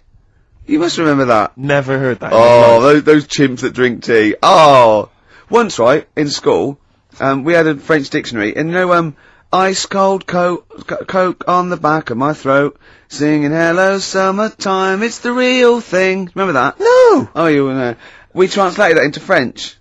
Is that the end of that story? Yeah! That's the end of the story. But I know it in French. Do it. But it doesn't make sense. We just literally did the word. Go on, let me hear it. I can't believe you remember this. Tres fois, coke, sur le derrière, a mon gauche, chante bonjour, estival jump, celebrate. That's the only French you know, isn't it? It's not even French! We just did it word for word, it doesn't make any sense! Can you say another word of French? Can you quote Le plume Shakespeare? de ma tante. Can you That's my aunt's quote pen. anything else? Is there anything else you can quote other than that? Is there anything else you learned at school that you can remember word for word? No? Nothing. Le chat est sur le mur. I don't just mean French, I mean anything. English, maybe a bit of poetry that you can Of course remember? I can, yeah. Go on, quote a bit of poetry for me. Like what? Whatever soft, you remember. What light through on the window breaks. It is the east and Juliet is the sun. The rise for sun and kill the envious moon. It was already sick as well. Anyway. What do you Doesn't want? really count. What? Shakespeare doesn't count? No, because that's the way everyone knows that one. Oh, go on, what then? What should I know? The Windhover by Gerald Manley Hopkins. Oh, you can't do that one. I caught this morning's morning minion, Kingdom of Daylight, still thinking Play of record. Wandering Falcon and his riding of the High Hold on, Wind. no, what? No. We haven't done Carl yet. Wait a minute, K-Man. Anything you can remember from school that you learned, that you had to maybe, memorise? French. Not necessarily French, you could be Anything you can remember. This can be anything you remember from school, apart from the orange stuff stops cancer. Yeah.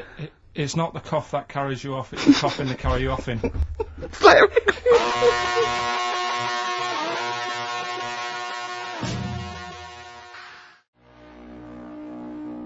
Beatles, Revolution. Was that clear? Yes, it was, yes. Yeah, Thank you. good. We got to speed this up because we know it's funny because our first link when we had to go at like the library and the playlist when we played a record, Carl went.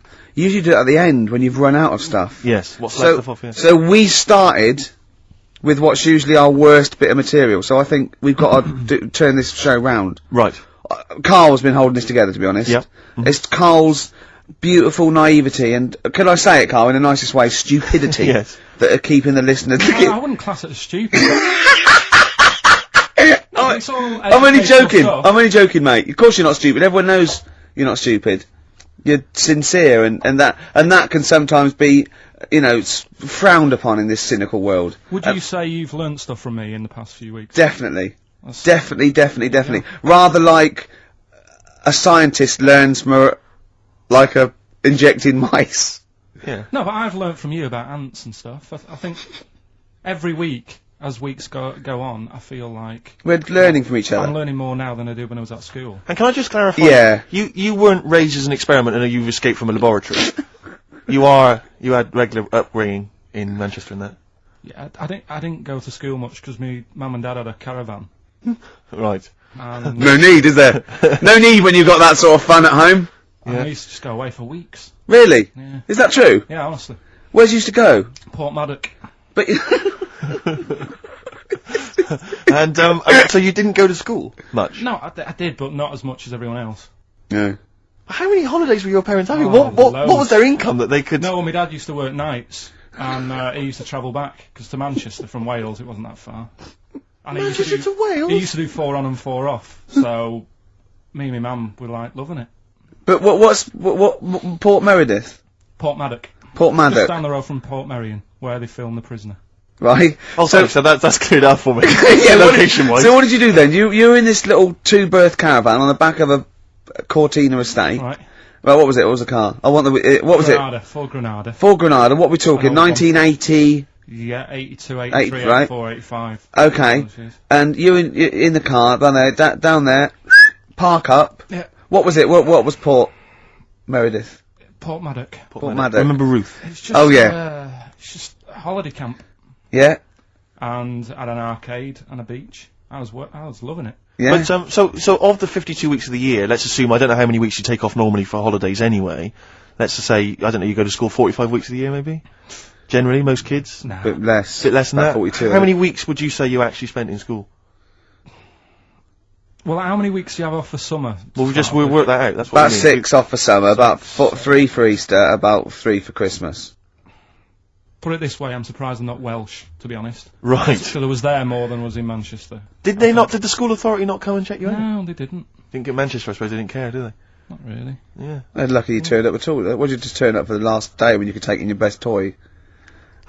Did you know that when you could take in any game? Just play with everyone else's. Why, I break my stuff. Sure. Yeah. Yeah. No, it's a good Well, this point. answers a lot. This does answer a lot. The fact that you spent most of your time on the beach as a kid. Teachers were no good at my school. We were talking about it yesterday. About So you were teaching them a lesson by going on for the summer. Yeah. Anyway. And did you go to university? No. No. Did you go to sixth form or college? No. When did you leave school? When I was about 15. Right. What? You just went on holiday and didn't come back? I just got a job early, didn't I? Cause Where was it? Port Maddock? Get in there. No, I was a printer. BM Print in Trafford Park. Well, that's great. That's a little interview Yeah, there. yeah, little story next there. I'll be interviewing Steve Merchant. What are we playing next? Bit of elbow. Oh, this is fantastic. This is Elbow.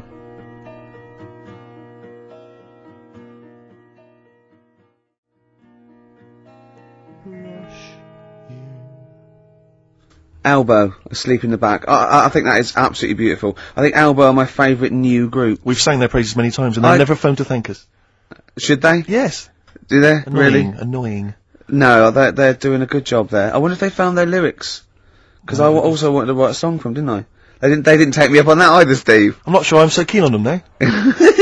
Carl, can I have a Jaffa cake? Because I've just found a lump. I think. You don't mean me, do you? No. Alright, good. Thanks, Steve. Now, we interviewed Carl there. I think we've learnt a little bit more about Carl there. We did, yeah. And I'm going to interview Steve now, Carl, because I used to be... You concentrating. Don't put it all in at once. Carl, chew. Chew before you swallow. Careful. Alright. I used to suffer with that a lot. What? Not chewing. The amount of times I nearly died as a kid. What? Forgetting to chew. Choking. Sure. Mint Imperials. My mum stopped that. Drinking them with water. She'd have to hide them. He's coming out of his show, isn't he? He's happy Saturdays. He's miserable all week, and he's happy Saturdays, isn't he? Oh, look at him. It's like we get him weekends. Yeah. And he's as happy because we sort of spoil him, don't we? And he has Jaffa cakes and everything. We let him on He the has to go radio. and live with his stepmum again, don't we? Oh They're the no. ones who listen. Oh, say? really?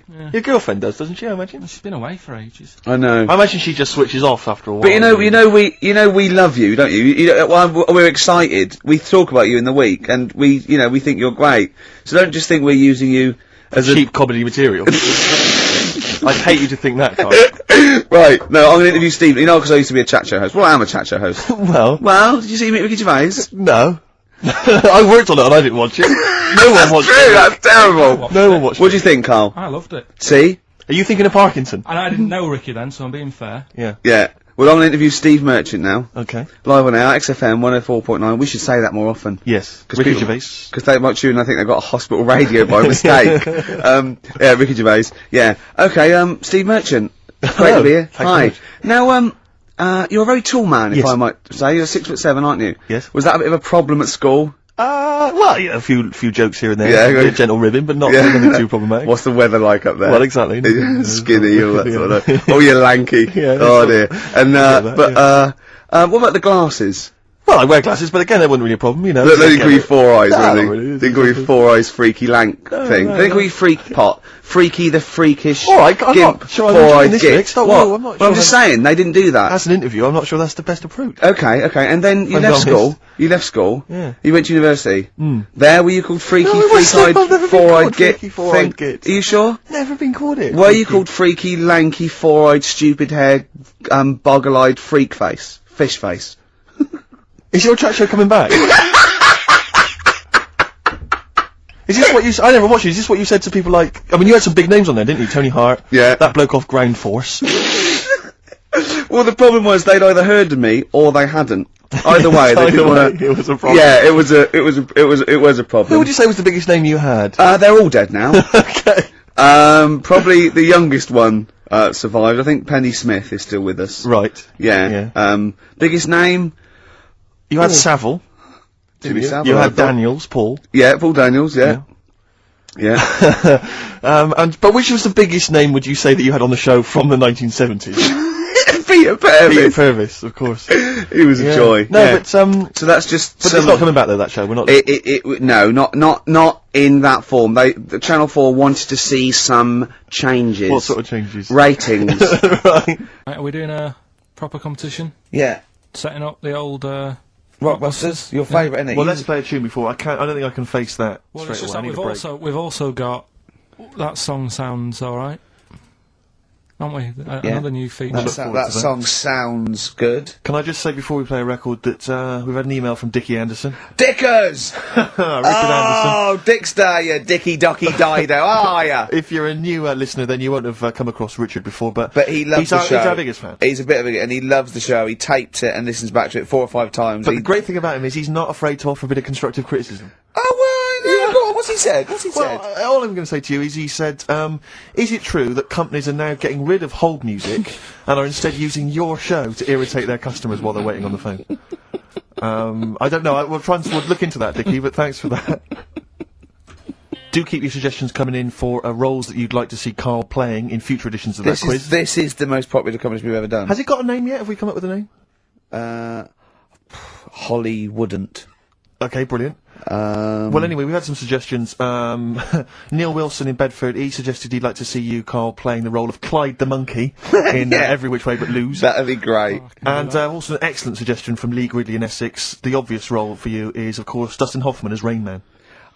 I said that, didn't I? That's perfect. That'd I'd be like- great. Just imagine going, okay, you remember, bet 2 for, Yeah. good, remember, yeah. Well, you've lost again, yeah. That'd be fantastic. I'm worried that I don't know, it's a bit of a stretch, Karl. Can you play someone who's that clever? Give it a go. Yeah. I want to do Elephant Man. Okay. Why, what sort of ideas you got for Elephant Man?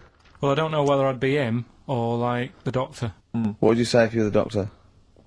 Just like, oh, how you do that? You know what I mean? How'd you do that? Yeah. Yeah. Oh, look at your head. You seen your head?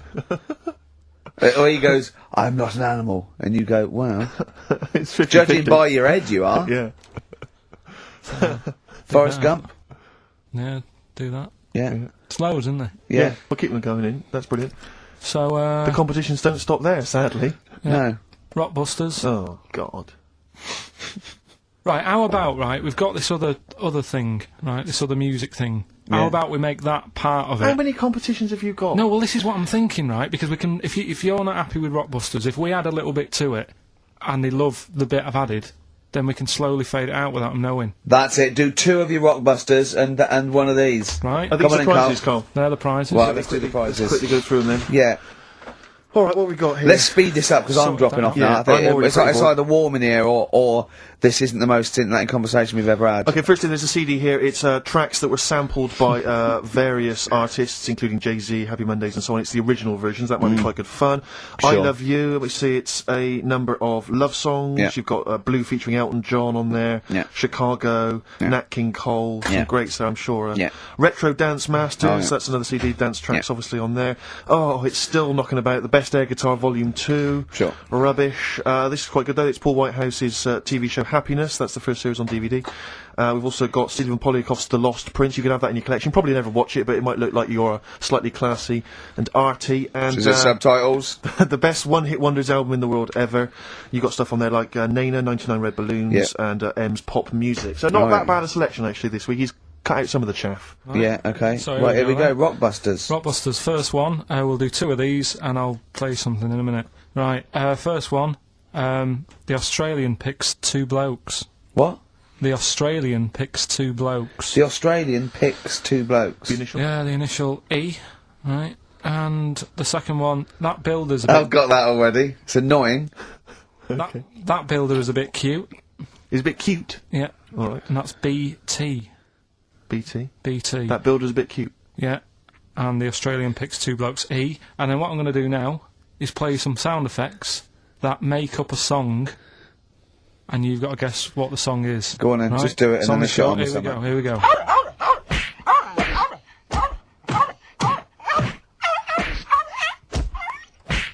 There you go. So what song's that? It's Yeah. sort of an XFM type Okay, song, well, that's isn't it? great. So, Email so the only. first, so I should just clarify that the first 2 are band names or artist names, but that's the title of the track that we want there. Yeah, that's Okay, right. it's That's so right. confusing. No one's ever going to figure this out. They will, though. They will. They'll do it. Ricky.gervais at xfm.co.uk. Hey, listen, we've got the best fans in the world, Steve.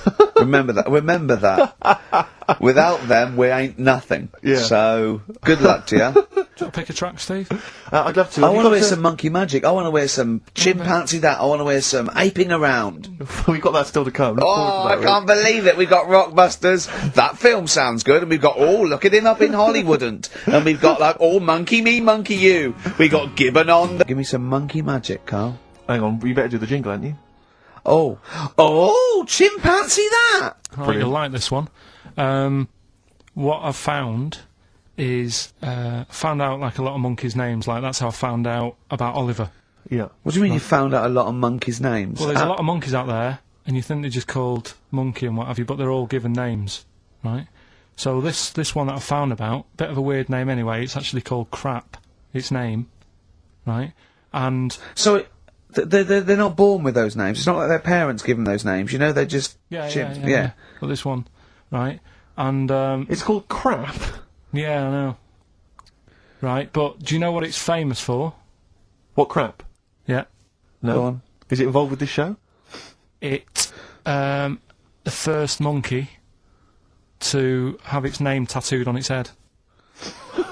Yeah, again, I will say not by choice. There is no way that a chimp would go down to Camden Lock and go, are you a registered tattooist? I am, yes. Yeah, it's the cleanest, yeah. Go, okay, Can I have a look through your book? Can I have a look through your book? I'm looking for something quite gothic, but, I'd like, what's your name? Crap. Oh, I'm not sure I can do that because you're not drunk, are you? I haven't had a drink. I haven't had a drink. I've had some umbongo, and that's all. But no. What are you talking about? The first monkey to have its name tattooed on its head. What are you talking about, There's got Carl? to be more information. Don't tell me you're leaving it there. There's got to be more information. That was it, and then I read it thinking, well, that's weird because that means there's loads of monkeys with tattoos on their head. If that's the first one, No, it could be still the only one. First and only. yeah, but would they report that? What do you mean, would they report it? This isn't the Washington Post you're reading. This is mentalists who do websites about themselves every day. What? There's got to be a third Why is act that to that news? story. Why is that news? How did you come across that? Well, you First nut monkey with tattoo head, I mean, what are you talking about? But why did it have its name tattooed on its head? No, it didn't say that. I mean, yeah, I know, it's mad. But he didn't say why. Was that enough for you, though? Did you feel satisfied having read that? Did you not have other I mean, questions? there's no way that is in the Guinness Book of Records. There's no way that is cited in the Guinness Book of I Records. just read it as like, what a weird name for a monkey. And then, ooh, you won't have that on your head. What would be a good name for a monkey? I don't know, anything but that, really. Yeah. Dave. Ted. But, what do you think of that, then? Well, I don't know what to think about it, because I don't know what you're telling me. I don't know that that's news, I don't know that it's true. I mean, I don't know where to start with that. Is that all you found? You found something about a monkey? I'll tell you, right, when I was searching for stuff on monkeys, right? Yeah. I was searching around, like I always do, finding information, right? Yeah. And, found out, are you aware of the Iceman? The Iceman? Yeah. Go on. Right? And to me, the monkey thing was more... What's the Iceman? Oh, the man that was found in the ice. So you're aware A of him? Neanderthal man. Right, yeah. Ricky, do you know Not a about the monkey, Iceman? though. No, I know, but I just was looking at, like, info.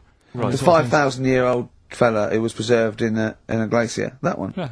Right. Yeah. Do you find that more fascinating than the monkey? Well, I know that it's true. Yeah, it's true, but do you find it more fascinating? Well, simply because it's true, I find it more fascinating. I can't act on some. If someone anything that's true is more fascinating.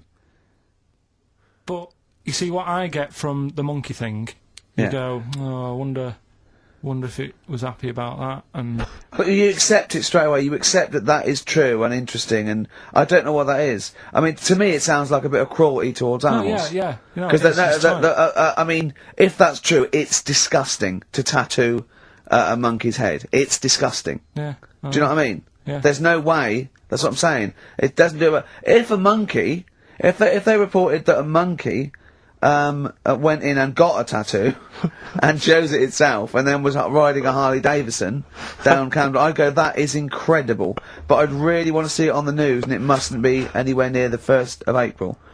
You know what I mean? I think you've just blown next week's.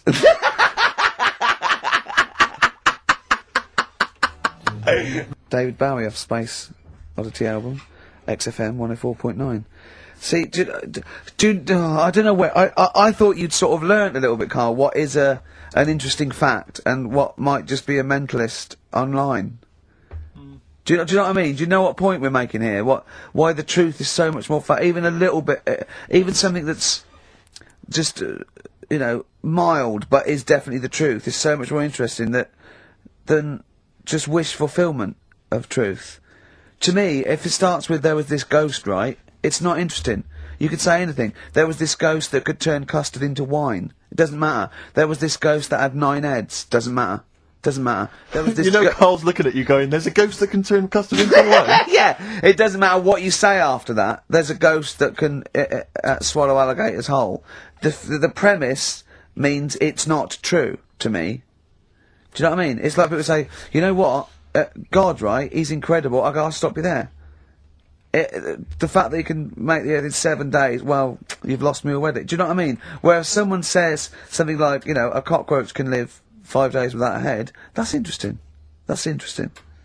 Right. Do you think when you die, they say, you're a ghost, this is going to amaze you. You can go and you can spook people out. Yeah. Do you like custard? Come over here. No. Well, if you don't, you don't. Do you like wine? Of course I do. Oh, you are going to love it. You're going to love me. You're going to love it. I've lost all my loved ones. Yeah. Do you see what I mean? It's what your sort of beliefs are based on. Mine are sort of on, I suppose, logic and science. And So but I'm what- amazed by the world and So the Iceman, why does that amaze you? What's like, ooh... well, they found some part of our preserved past. You know, it's interesting. Again, I'm amazed by anthropology and evolution. Yeah. Go It's on. just that line on its own like that, you know, they found an Iceman is great, but then it went on, and it's going on about, you know, they've had to get different people involved to find out how old it was. Because first of all, the story started off, right, an old fellow on holiday somewhere, where did they find it, in Sweden or something? And he was walking in the hills, and... He was walking in the hills. in heels. Was he a transvestite? In the mountains. Oh, In right. the hills. Yeah. Yeah. So he's walking about, and he sees this body in the snow, and he thinks, oh. So he calls the police up, and they come and have a look, and he goes, "Oh yeah, it's probably a murder." So then they dig it up and find out he's got hold of a spear in his hand. Right, and he's dressed like Fred Flintstone. Right. And they realise it's probably not a recent murder. Right. His knuckles are dragging on the floor. He's Yeah. a Neanderthal man. They Yeah. think, hang on, Karl Pilkington. But when they found out, hang on, it's an old thing. It's an old thing! Can it? If it was a murder recent, then you'd go, hang on, how did this happen? Who does he belong to? Yeah. But the chances are whoever murdered him is also dead. 5,000 years ago, probably, bloke would do it, yeah. So leave it. Just bury it. I don't think it's a murder investigation. No, but they are. It's not Quincy going, this was before my time. It's not a murder investigation. Yeah, just one thing bothers me, sir. Just one final thing. My wife loves you, but this guy. That's how they were Why treating would he it. have a spear Yeah. and a leopard skin? I just can't. I can't get over this. What are you talking about? That's what I'm saying. What are you saying? Right, shut up everybody. What are you saying? You've got one chance now. You've got to ask me a question, and I will answer it the best way. But what are you saying? I'm What is your saying, question? Right, he probably spent a load of money. That's trying not to a sort it question. out. That's not a Yeah, question. but let me tell you what I'm saying, right? They're probably spending a load of money finding out stuff about this fella who died. And even if he wasn't murdered, he'd be dead by now anyway. So get over it, right? 3,000 years ago, he died, right? So then they start messing about with it, saying, well, how did he die? Well, it doesn't matter. It was ages ago. Then they start digging his belly open, seeing last meal that he ate. Yeah. Oh, he ate seeds and leaves. Well, no surprise, really. There's now else around. Again, spending more money. Someone's been paid money to sort that out. Then they bury him, and then said, hang on a minute, are you sure that he died by, like, a spear? Let's dig him up again. So they dig him up again, and find some splinter or something. I don't believe they buried him. They did. Well, in some sort of fancy coffin so everyone can see him. But for me, that is more wasteful than sorting out something that's, you know, like someone who's ill. Sort something out, you know. No, sorry, it's not either or. They didn't pull a doctor out of surgery.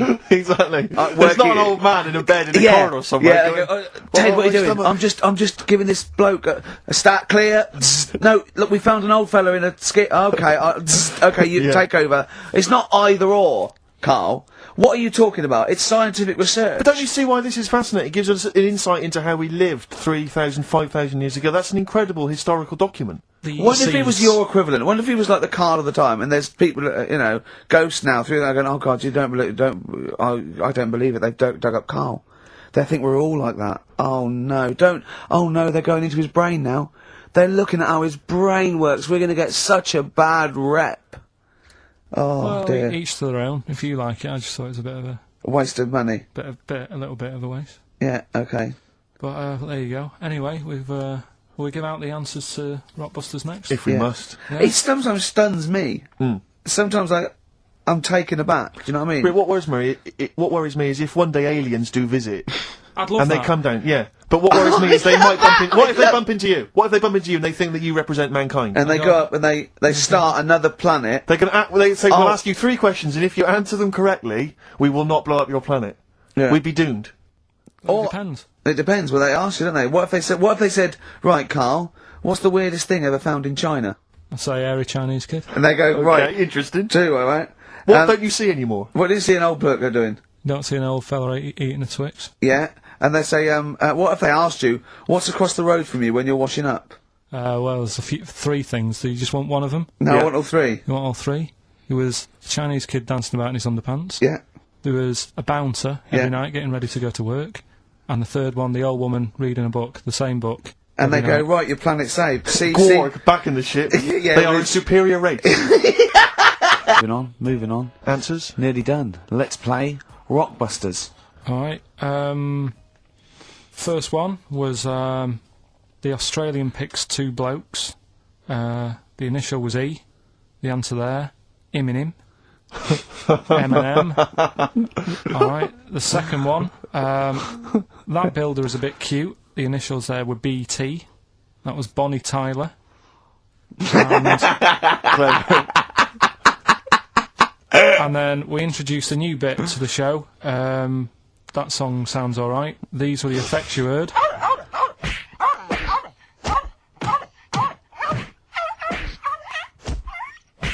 and that was Prodigy, Smack My Bitch Up. Who are you punching there? And could I just say, no animal was harmed in the taping of that effect. There you go. No. Right, so have you got a winner? Yes, Rob Preston from Croydon. He has got all 3 correct, and he wins a selection bag of shite. Exactly. So, yeah, so good luck. Enjoy that, Rob. If you can. Yeah. Sell it. Record and tape exchange within 40 minutes of receiving it, I imagine. One good album that he likes. Bob Dylan on the tracks for all this bag of shite, please.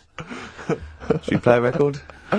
Absolutely. Can I just ask now, what are we thinking with Rockbusters? Are we sticking with this, or because I really thought we'd cancelled it. What about that format we've just done where there's like 2... This is another off-air discussion, I think. Well... I just feel the listeners should be able to contribute. They do. Yeah. They phone in and say, the show's rubbish, move on. Can we experiment on Carl? I'm a doctor. Yes. Yeah. I would like to tattoo on Would he Carl's like a head. tattoo? Yeah. Oh, dear. Well, have you got any tattoos? Have you ever thought about that? Any kind of piercings? Don't like the idea. Don't mess with your body and that. Okay. He doesn't like the human body, he's scared of it. But I told you, didn't I, about me uncle, Tattoo Stan. We've talked about that, haven't we? Yeah, tattoo Stan, stand, yeah. Yeah, he's got loads, and I think now he sort of, you know, looks in the mirror and think, oh, what have I done? Yeah. But then again, So do you. I was With my life, go telling on. Ricky before about someone who had a tattoo. It's a bit horrible, really, isn't it? I don't know, I can't remember. The skin thing. Oh, God, yeah. You're not going to tell us it? Again, I'm hoping it's not true because it's from Carl, but it's pretty disgusting. But yeah, unfortunately, because there's no paranormal or animals acting like humans involved, I think it might be true. It's a fellow who kept his dad's tattoo. Yeah, he just sort of, when his dad passed away, he got the skin off and put it in a frame. Who'd you ask to do that? Oh, man alive. Ashes to ashes. Sorry. Before we bury it, you don't. Before we cremate, and I've got a Stanley knife. Do you do any other services? Like what, my son? I'll just pop some of him in a jar for me. I'm sorry. How do you? I mean, that I is. bought this clip frame from IKEA. Yeah. You just slip that between there. $4.99. Yeah. Oh, that I is imagine odd, your father is a man who's probably appalled by the idea of tattoos, earrings, things like that. I imagine he's quite an old school gent. He's never sort of said anything, but If you came back with an earring, what would he have said when you were a youngster? I never saw him that much as a kid, so I don't think he'd have noticed. My mum would have said, what have you done that for? Yeah. Our kid had a tattoo. And an earring.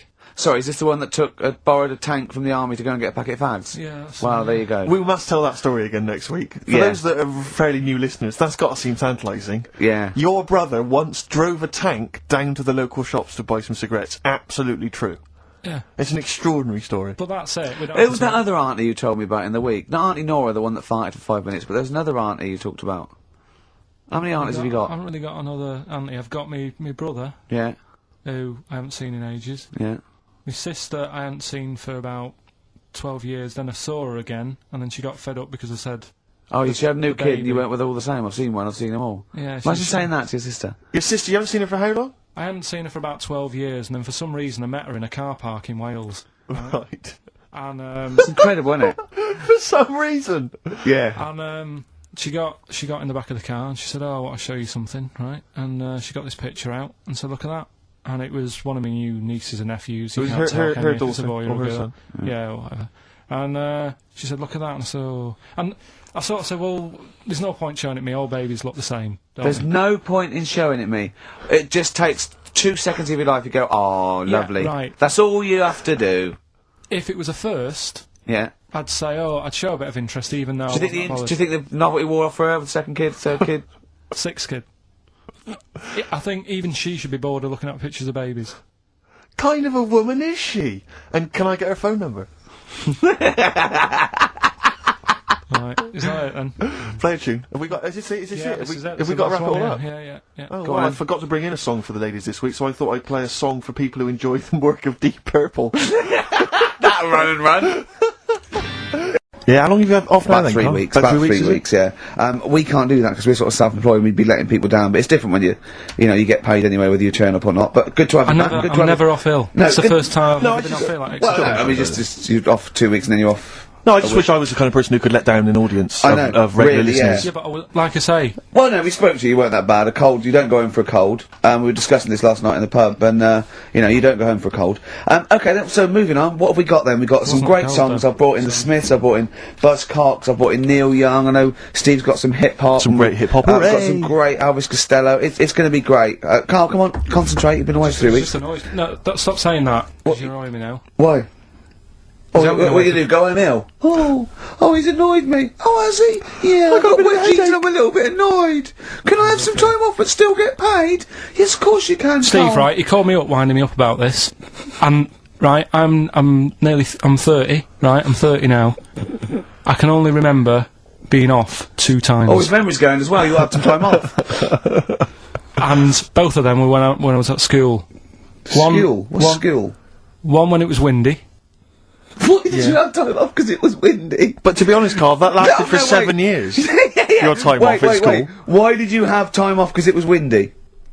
Were you windy, or was it windy outside? No, it was like when Your auntie wasn't out the window, was she? when the winds were bad in the 70s, and my mum said, "Oh, What's it? Whoa. What? I remember space operas and flares. I don't Yeah. remember the winds being bad in the 70s. well, my mum just said, you might get blown into the road, so don't." Go. She had so much faith in you, didn't she? As a human being. Is that why she got fired from the pie shop? I'm not coming in today, I might get blown into the road. Oh, God. Funny thing it was, right, Steve? They had this thing going at school because a lot of people used to wag it back then. Used to what? Wag it, sort of not go in, Right. right?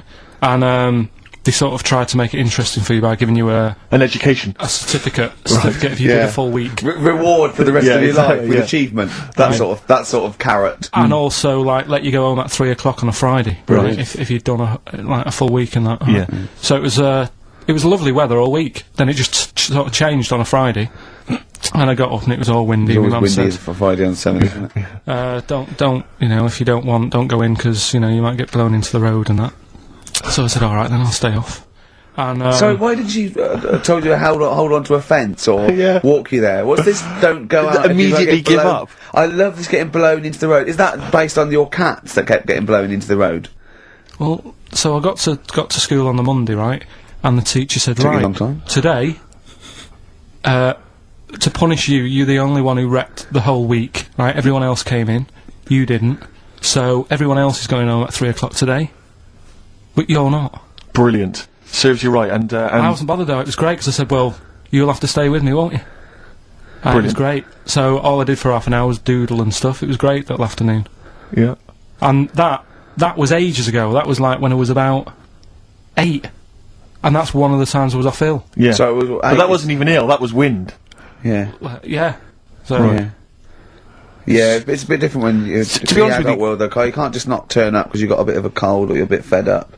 I mean, we had an appointment 4 o'clock Thursday, wasn't it? And he had to call it because I cancelled it. Meeting went on a bit late. Yeah. Time management.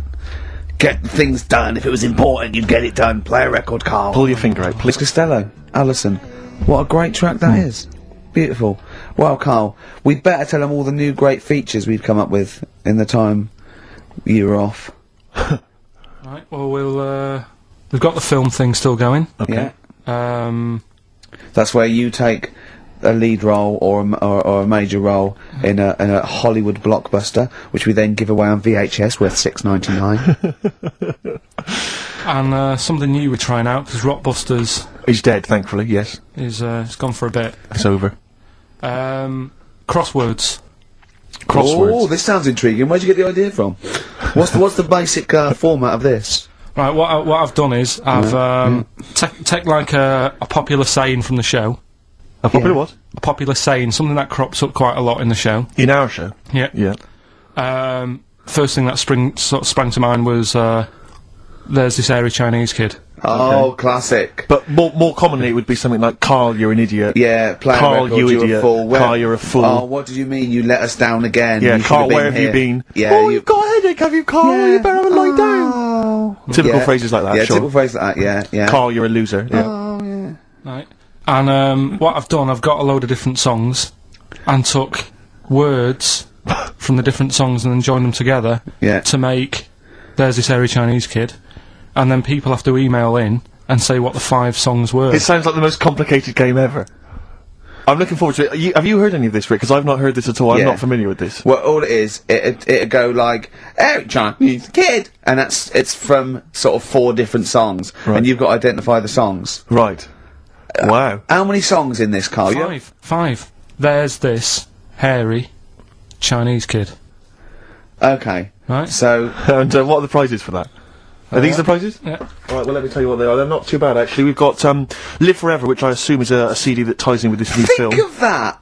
A well-known phrase from the show, and it's hairy Chinese kid. Yeah.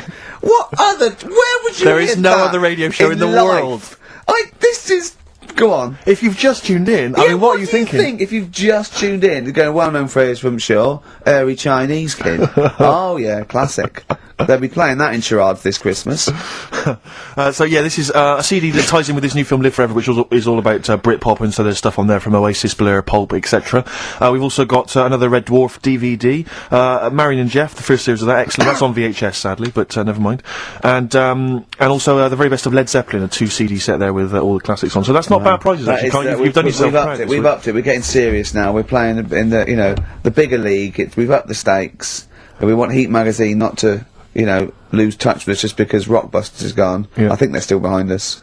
So We're we've gonna show the world. got film. You appear in a film. We've got crosswords. How is that to do with the crossword? Because I've got words and sort of cross them.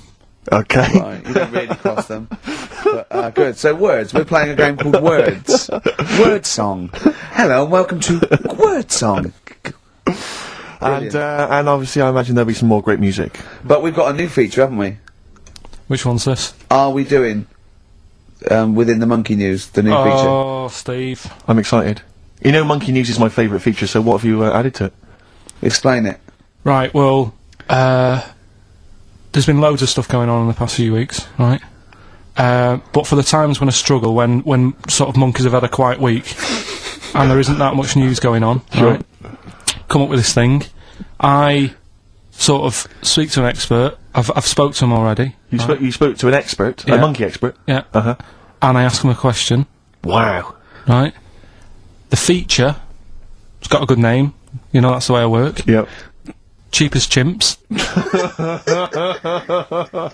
Right? Okay. And what I do, I ask them a question about, how much does it cost to, keep one? How much does it cost to, feed one for a week? Yeah. All this sort of stuff. So I give out like a monkey story, and if that isn't enough for people, they'll also learn something else at the end of it. Right. Yeah. So like, It sounds fascinating. Can I say right now? That's just some of the things that we've come up with. Play a record, Carl. Please still continue to listen there. Gervais, Steve Merchant, Karl Pilkington. Carl, I need the phone number of your girlfriend. Let me explain why. I was lucky enough, once again, to be on your quiz team this week. Ricky, Still to beat me. He's still to beat me with his team. Yeah. We, second I came. the gang here and some friends, we sometimes go down to a pub quiz in the local area, and I was invited by Carl to be on his team. Twice now I've been on that team. Ricky's always on another team, and what can I say, Carl? Do you mind me saying this now? Because I've analysed the team, and it's very much your team, and you've put the team together. You've recruited some excellent personnel. Your girlfriend's very, very good on the team, as is one of her work colleagues. And you normally bring in, someone like myself. I like to think I'm providing something with the entertainment section. I seem to remember last time I answered at least 6 or 7 questions that other people hadn't got. So I felt I provided something there. Carl, I rather like John Harvey Jones, who used to be called in to sort of troubleshoot companies.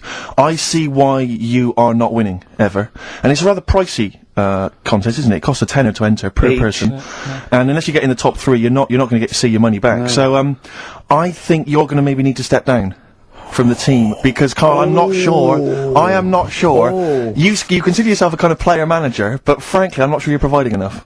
right. See, this is funny because as bad as I imagine you are, I don't think Steve would make it into my team, so he's getting a bit cocky here. I want to know what your opinion of him, because he's told me he's great on it. Well, you bang out of order, first of all. Okay. Do you have a good night when you're with us? I tell you what, I wish I hadn't lost a tenner every time I've come down. That would have improved it. You point out there about the football analogy. Mm-hmm. Alex Ferguson When did he score a goal?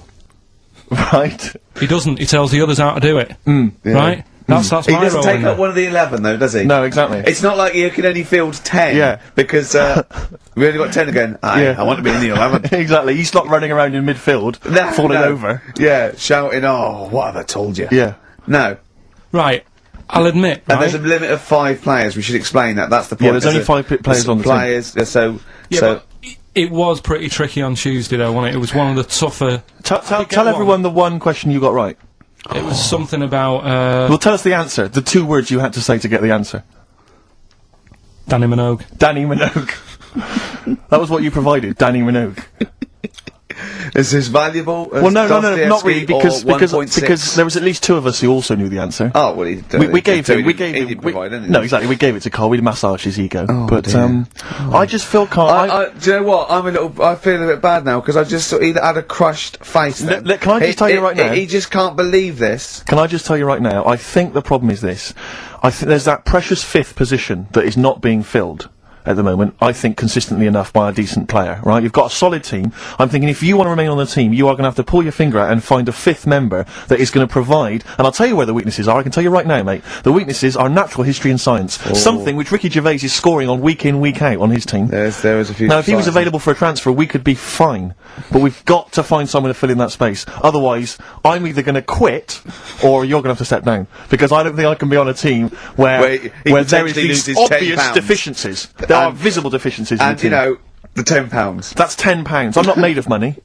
That's once a month. I've seen him depressed for 2 hours when he lost £20 at a casino after Don't bring 5 it back. hours playing. Don't bring that back. Don't bring up that again. Yeah. That story. He doesn't like wasting money, Carl. You know that. What do you think?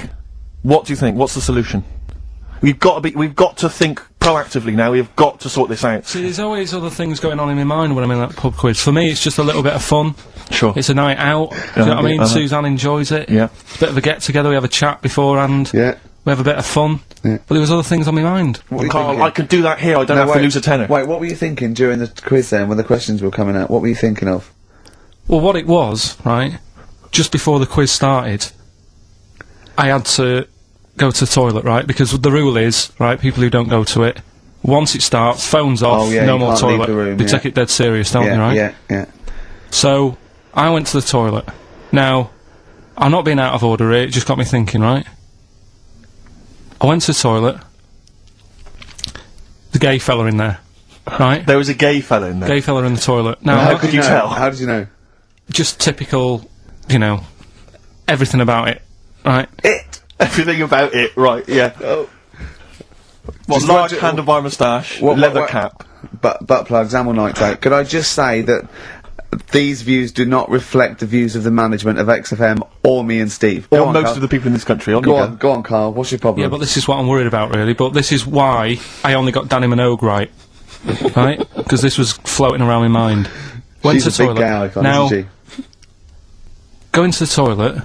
They have like men's cubicle and they have women's cubicle. Yeah.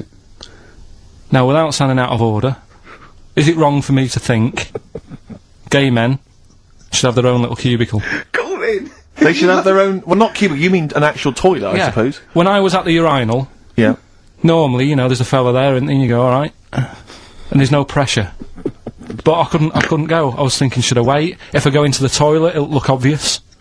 Yeah. I had loads of pressure, and But this was what were you going on. worried I'm so about? sorry. What were I'm you so concerned sorry, about? Viewers. I'm so Well, sorry. it's like, right, listen, when I was a kid, right, and it's alright for you to go into women's toilets when you're a kid, it's like, oh, it's a bit cute, Yeah. right, as long as you're not, like, over 15 or something, right? Right. But when I was a kid, I went into a toilet, and women, when they use their little cubicles, they don't shut the door. Some of them just sit down on the toilet, Yeah. right, and you see everything, and,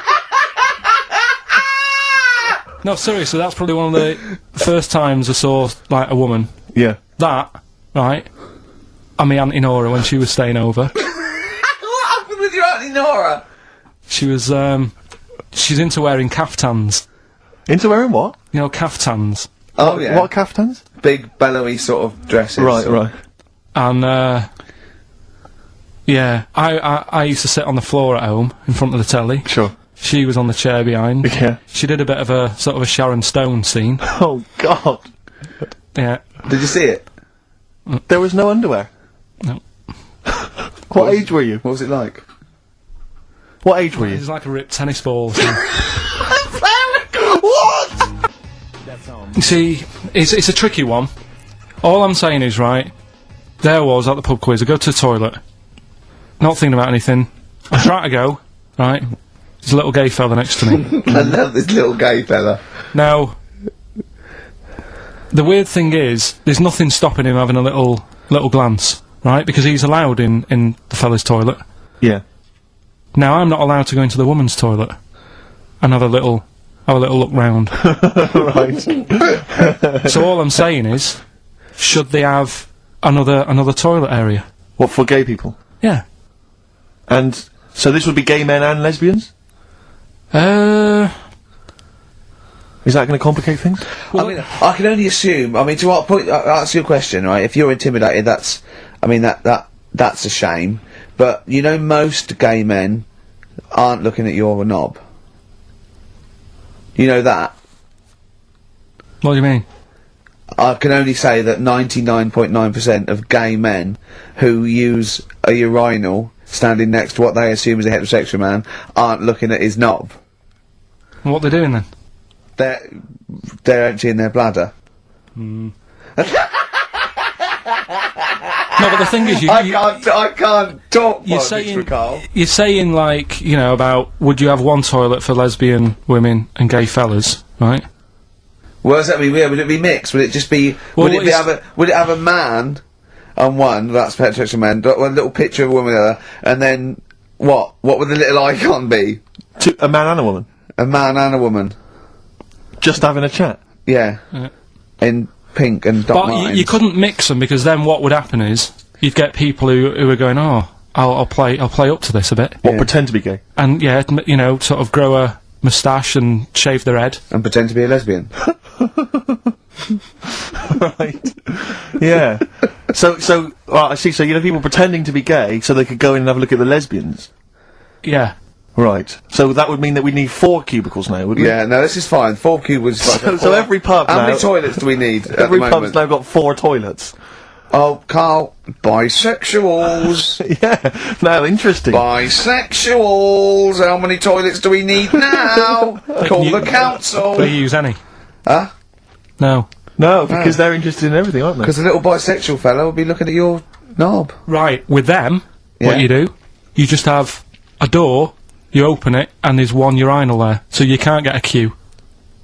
They have to sort of wait. I just thought that. Well, why can't there just be a thing between the urinals so no one can look at anyone else's knob? Wait a minute. Just to go back to Ricky's point, what stops, even if we've got the toilet for gay men, what stops the gay men who want to have a look at your willy going in the regular toilet and pretending that they're straight? Most men don't Who is gonna police this? wear gay across their No, head. exactly. They don't have a tattoo. There's no branding yet in the British house where they have to declare. So we're going to have to expand this, What so we've do all got to carry identity Do you know cards. you can see a gay, can you? Coming a mile off.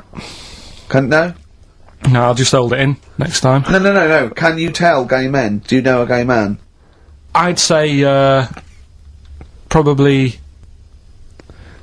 if you did if you lined some people up Yeah. and said point them out, I reckon I'd get. But hold on, we're not talking about people dressed in leather with the arse cut out and an handlebar moustache. Yeah. We're talking about, the everyday, No, non-seen. of course, Oh, no. yeah, but I mean, suppose I put you in a room and there was 10 naked men, right? Yeah. And there's 5 gay men and 5 hetero. Could you walk along that line looking at those gay? Am I naked No, you don't have to be naked. Why would you have to be naked? to catch them out? How would you catch them out? I, at the quiz, also discovered, of course, and, I don't know, I'm just intrigued to know, Carl, I'm just intrigued to know, it was your girlfriend's birthday, wasn't it? Earlier in the week? Or Yeah, last week? on Monday, yeah. And, you get? I mean, obviously it was a triumph with the stuff you got her for Christmas. The condoms. The box of condoms? Box set of condoms. Oh, yeah. not just the singles, the whole set. Yeah, a complete collection. Brilliant. So what'd you go for this What'd you time? get her? Yeah, but No, it's her birthday. How long have you been together? about 9 years. Okay, so, God, it must cost you so much. I know, but it starts getting tricky, doesn't it? Because I spoiled her a lot in the first few years. Yeah. So then you Here's a start- packet of rubber bands, enjoy them. Oh. Well, it's what she wanted. Okay. I mean, you're making out as if No, everyone wants paper clips. Come on, what did you get her? got her a new pair of gloves. Right. Alright, well. And? What, nice leather ones from Selfridges or Harrods or something? They were good ones, they're the sort she likes. So they weren't. Well, they weren't the little woolen ones that she had. Yeah. I thought that was a joke when she said he got me these, because I laughed. No, but I know that's the one she did have. When they said it's his birthday, right, it was her birthday Monday, and me and Steve wanted to get her, and she went, he got me these, because she had those little woolen gloves on. I laughed, because I thought she was joking, Carl. That's what she wanted. Right. I've told you before about buying presents. It's Did those gloves have your name sewn in them? And a piece of string that ran over the back of your duffel coat? You know, I've never been into getting presents and that. I had the problem at that Christmas one, that time with the Victoria Plum. Yeah, we'd hate that. We'd hate to bring that back. We've done that. Because you talked about the book, because it's kind of to do with your dad, isn't it? He's a very bad gift buyer, was that the problem? Well, yeah, my dad just wouldn't bother. It was my mum who sort of made an effort, and she sort of worked out half of what I wanted, then she left it to me dad to get it off someone, see if he could get one cheap or whatever. I love the fact that usually people talk about, like, drinking heavily, Yeah. or, violent abuse, right? Yeah. But here's what he's been left with and scarred with from parents is bad gift buying. Yeah, and That's the not so Victoria bad, Plum is it? incident. In the greater scheme of things in the world, Yeah, but- that's not a bad thing to have, is it? Right, there was this is what it's like about getting presents and stuff, right? With my mum and dad. Go on. My mate, Colin, right? He Colin had Makin? No, Colin Bailey. Oh, right? He had a little Sinclair Spectrum, right? Yeah. Computer, Yeah. which was like the thing to Oh, have at that yeah, time, yeah, right? yeah. Used to always go round to his house. The deal was Not the one you had to play through the window because you weren't allowed to. no, that's another lad. Oh, right? yeah. This is a different lad, and the deal was he came to our house, and my mum gave him a pie. And then I'd go round to his, and I'd stay there for a few hours playing, you know, Hungry Horace and stuff like that on it. Sure. Right? Now, my mum and dad knew that I really wanted one of these computers, right? So I waited about a year, came round to Christmas Day, I thought, I reckon, might have one. Turned out, they bought me the wrong one. They bought me a ZX81 instead of a Spectrum, right? And, Christmas Day, I'm there trying to load the games up, it's not working, I'm thinking, what's wrong, right? And the thing with me, when I was a kid, I used to get quite sort of agitated. This is the moment. Right? I found out that it needed a Rampack to make it work, right? Looking in the thing, and it's saying, and make sure you put your Rampack in the back. And I was like, oh, where's the Rampack? And my dad's going, I don't know, I've got you the main bit. That's it. So, I was that wound up, I just was sick, right? Just sick. I didn't feel sick or anything, I just was like, oh god. Went to the sink, just sick. Because I was that on edge about it. I said, come on, we've got to get one. And my dad's like, Tandy's shut, we're not gonna get anything today. Ruined again, Christmas Day. That was after the year when my train set got blown up by our kid. The following year, no Rampack. And now you ask me why don't I get good presents? He's scarred. He just I'm threw gonna up. die. Honestly, I'm gonna die. It's just clean sick. Yeah. There's no Rampack.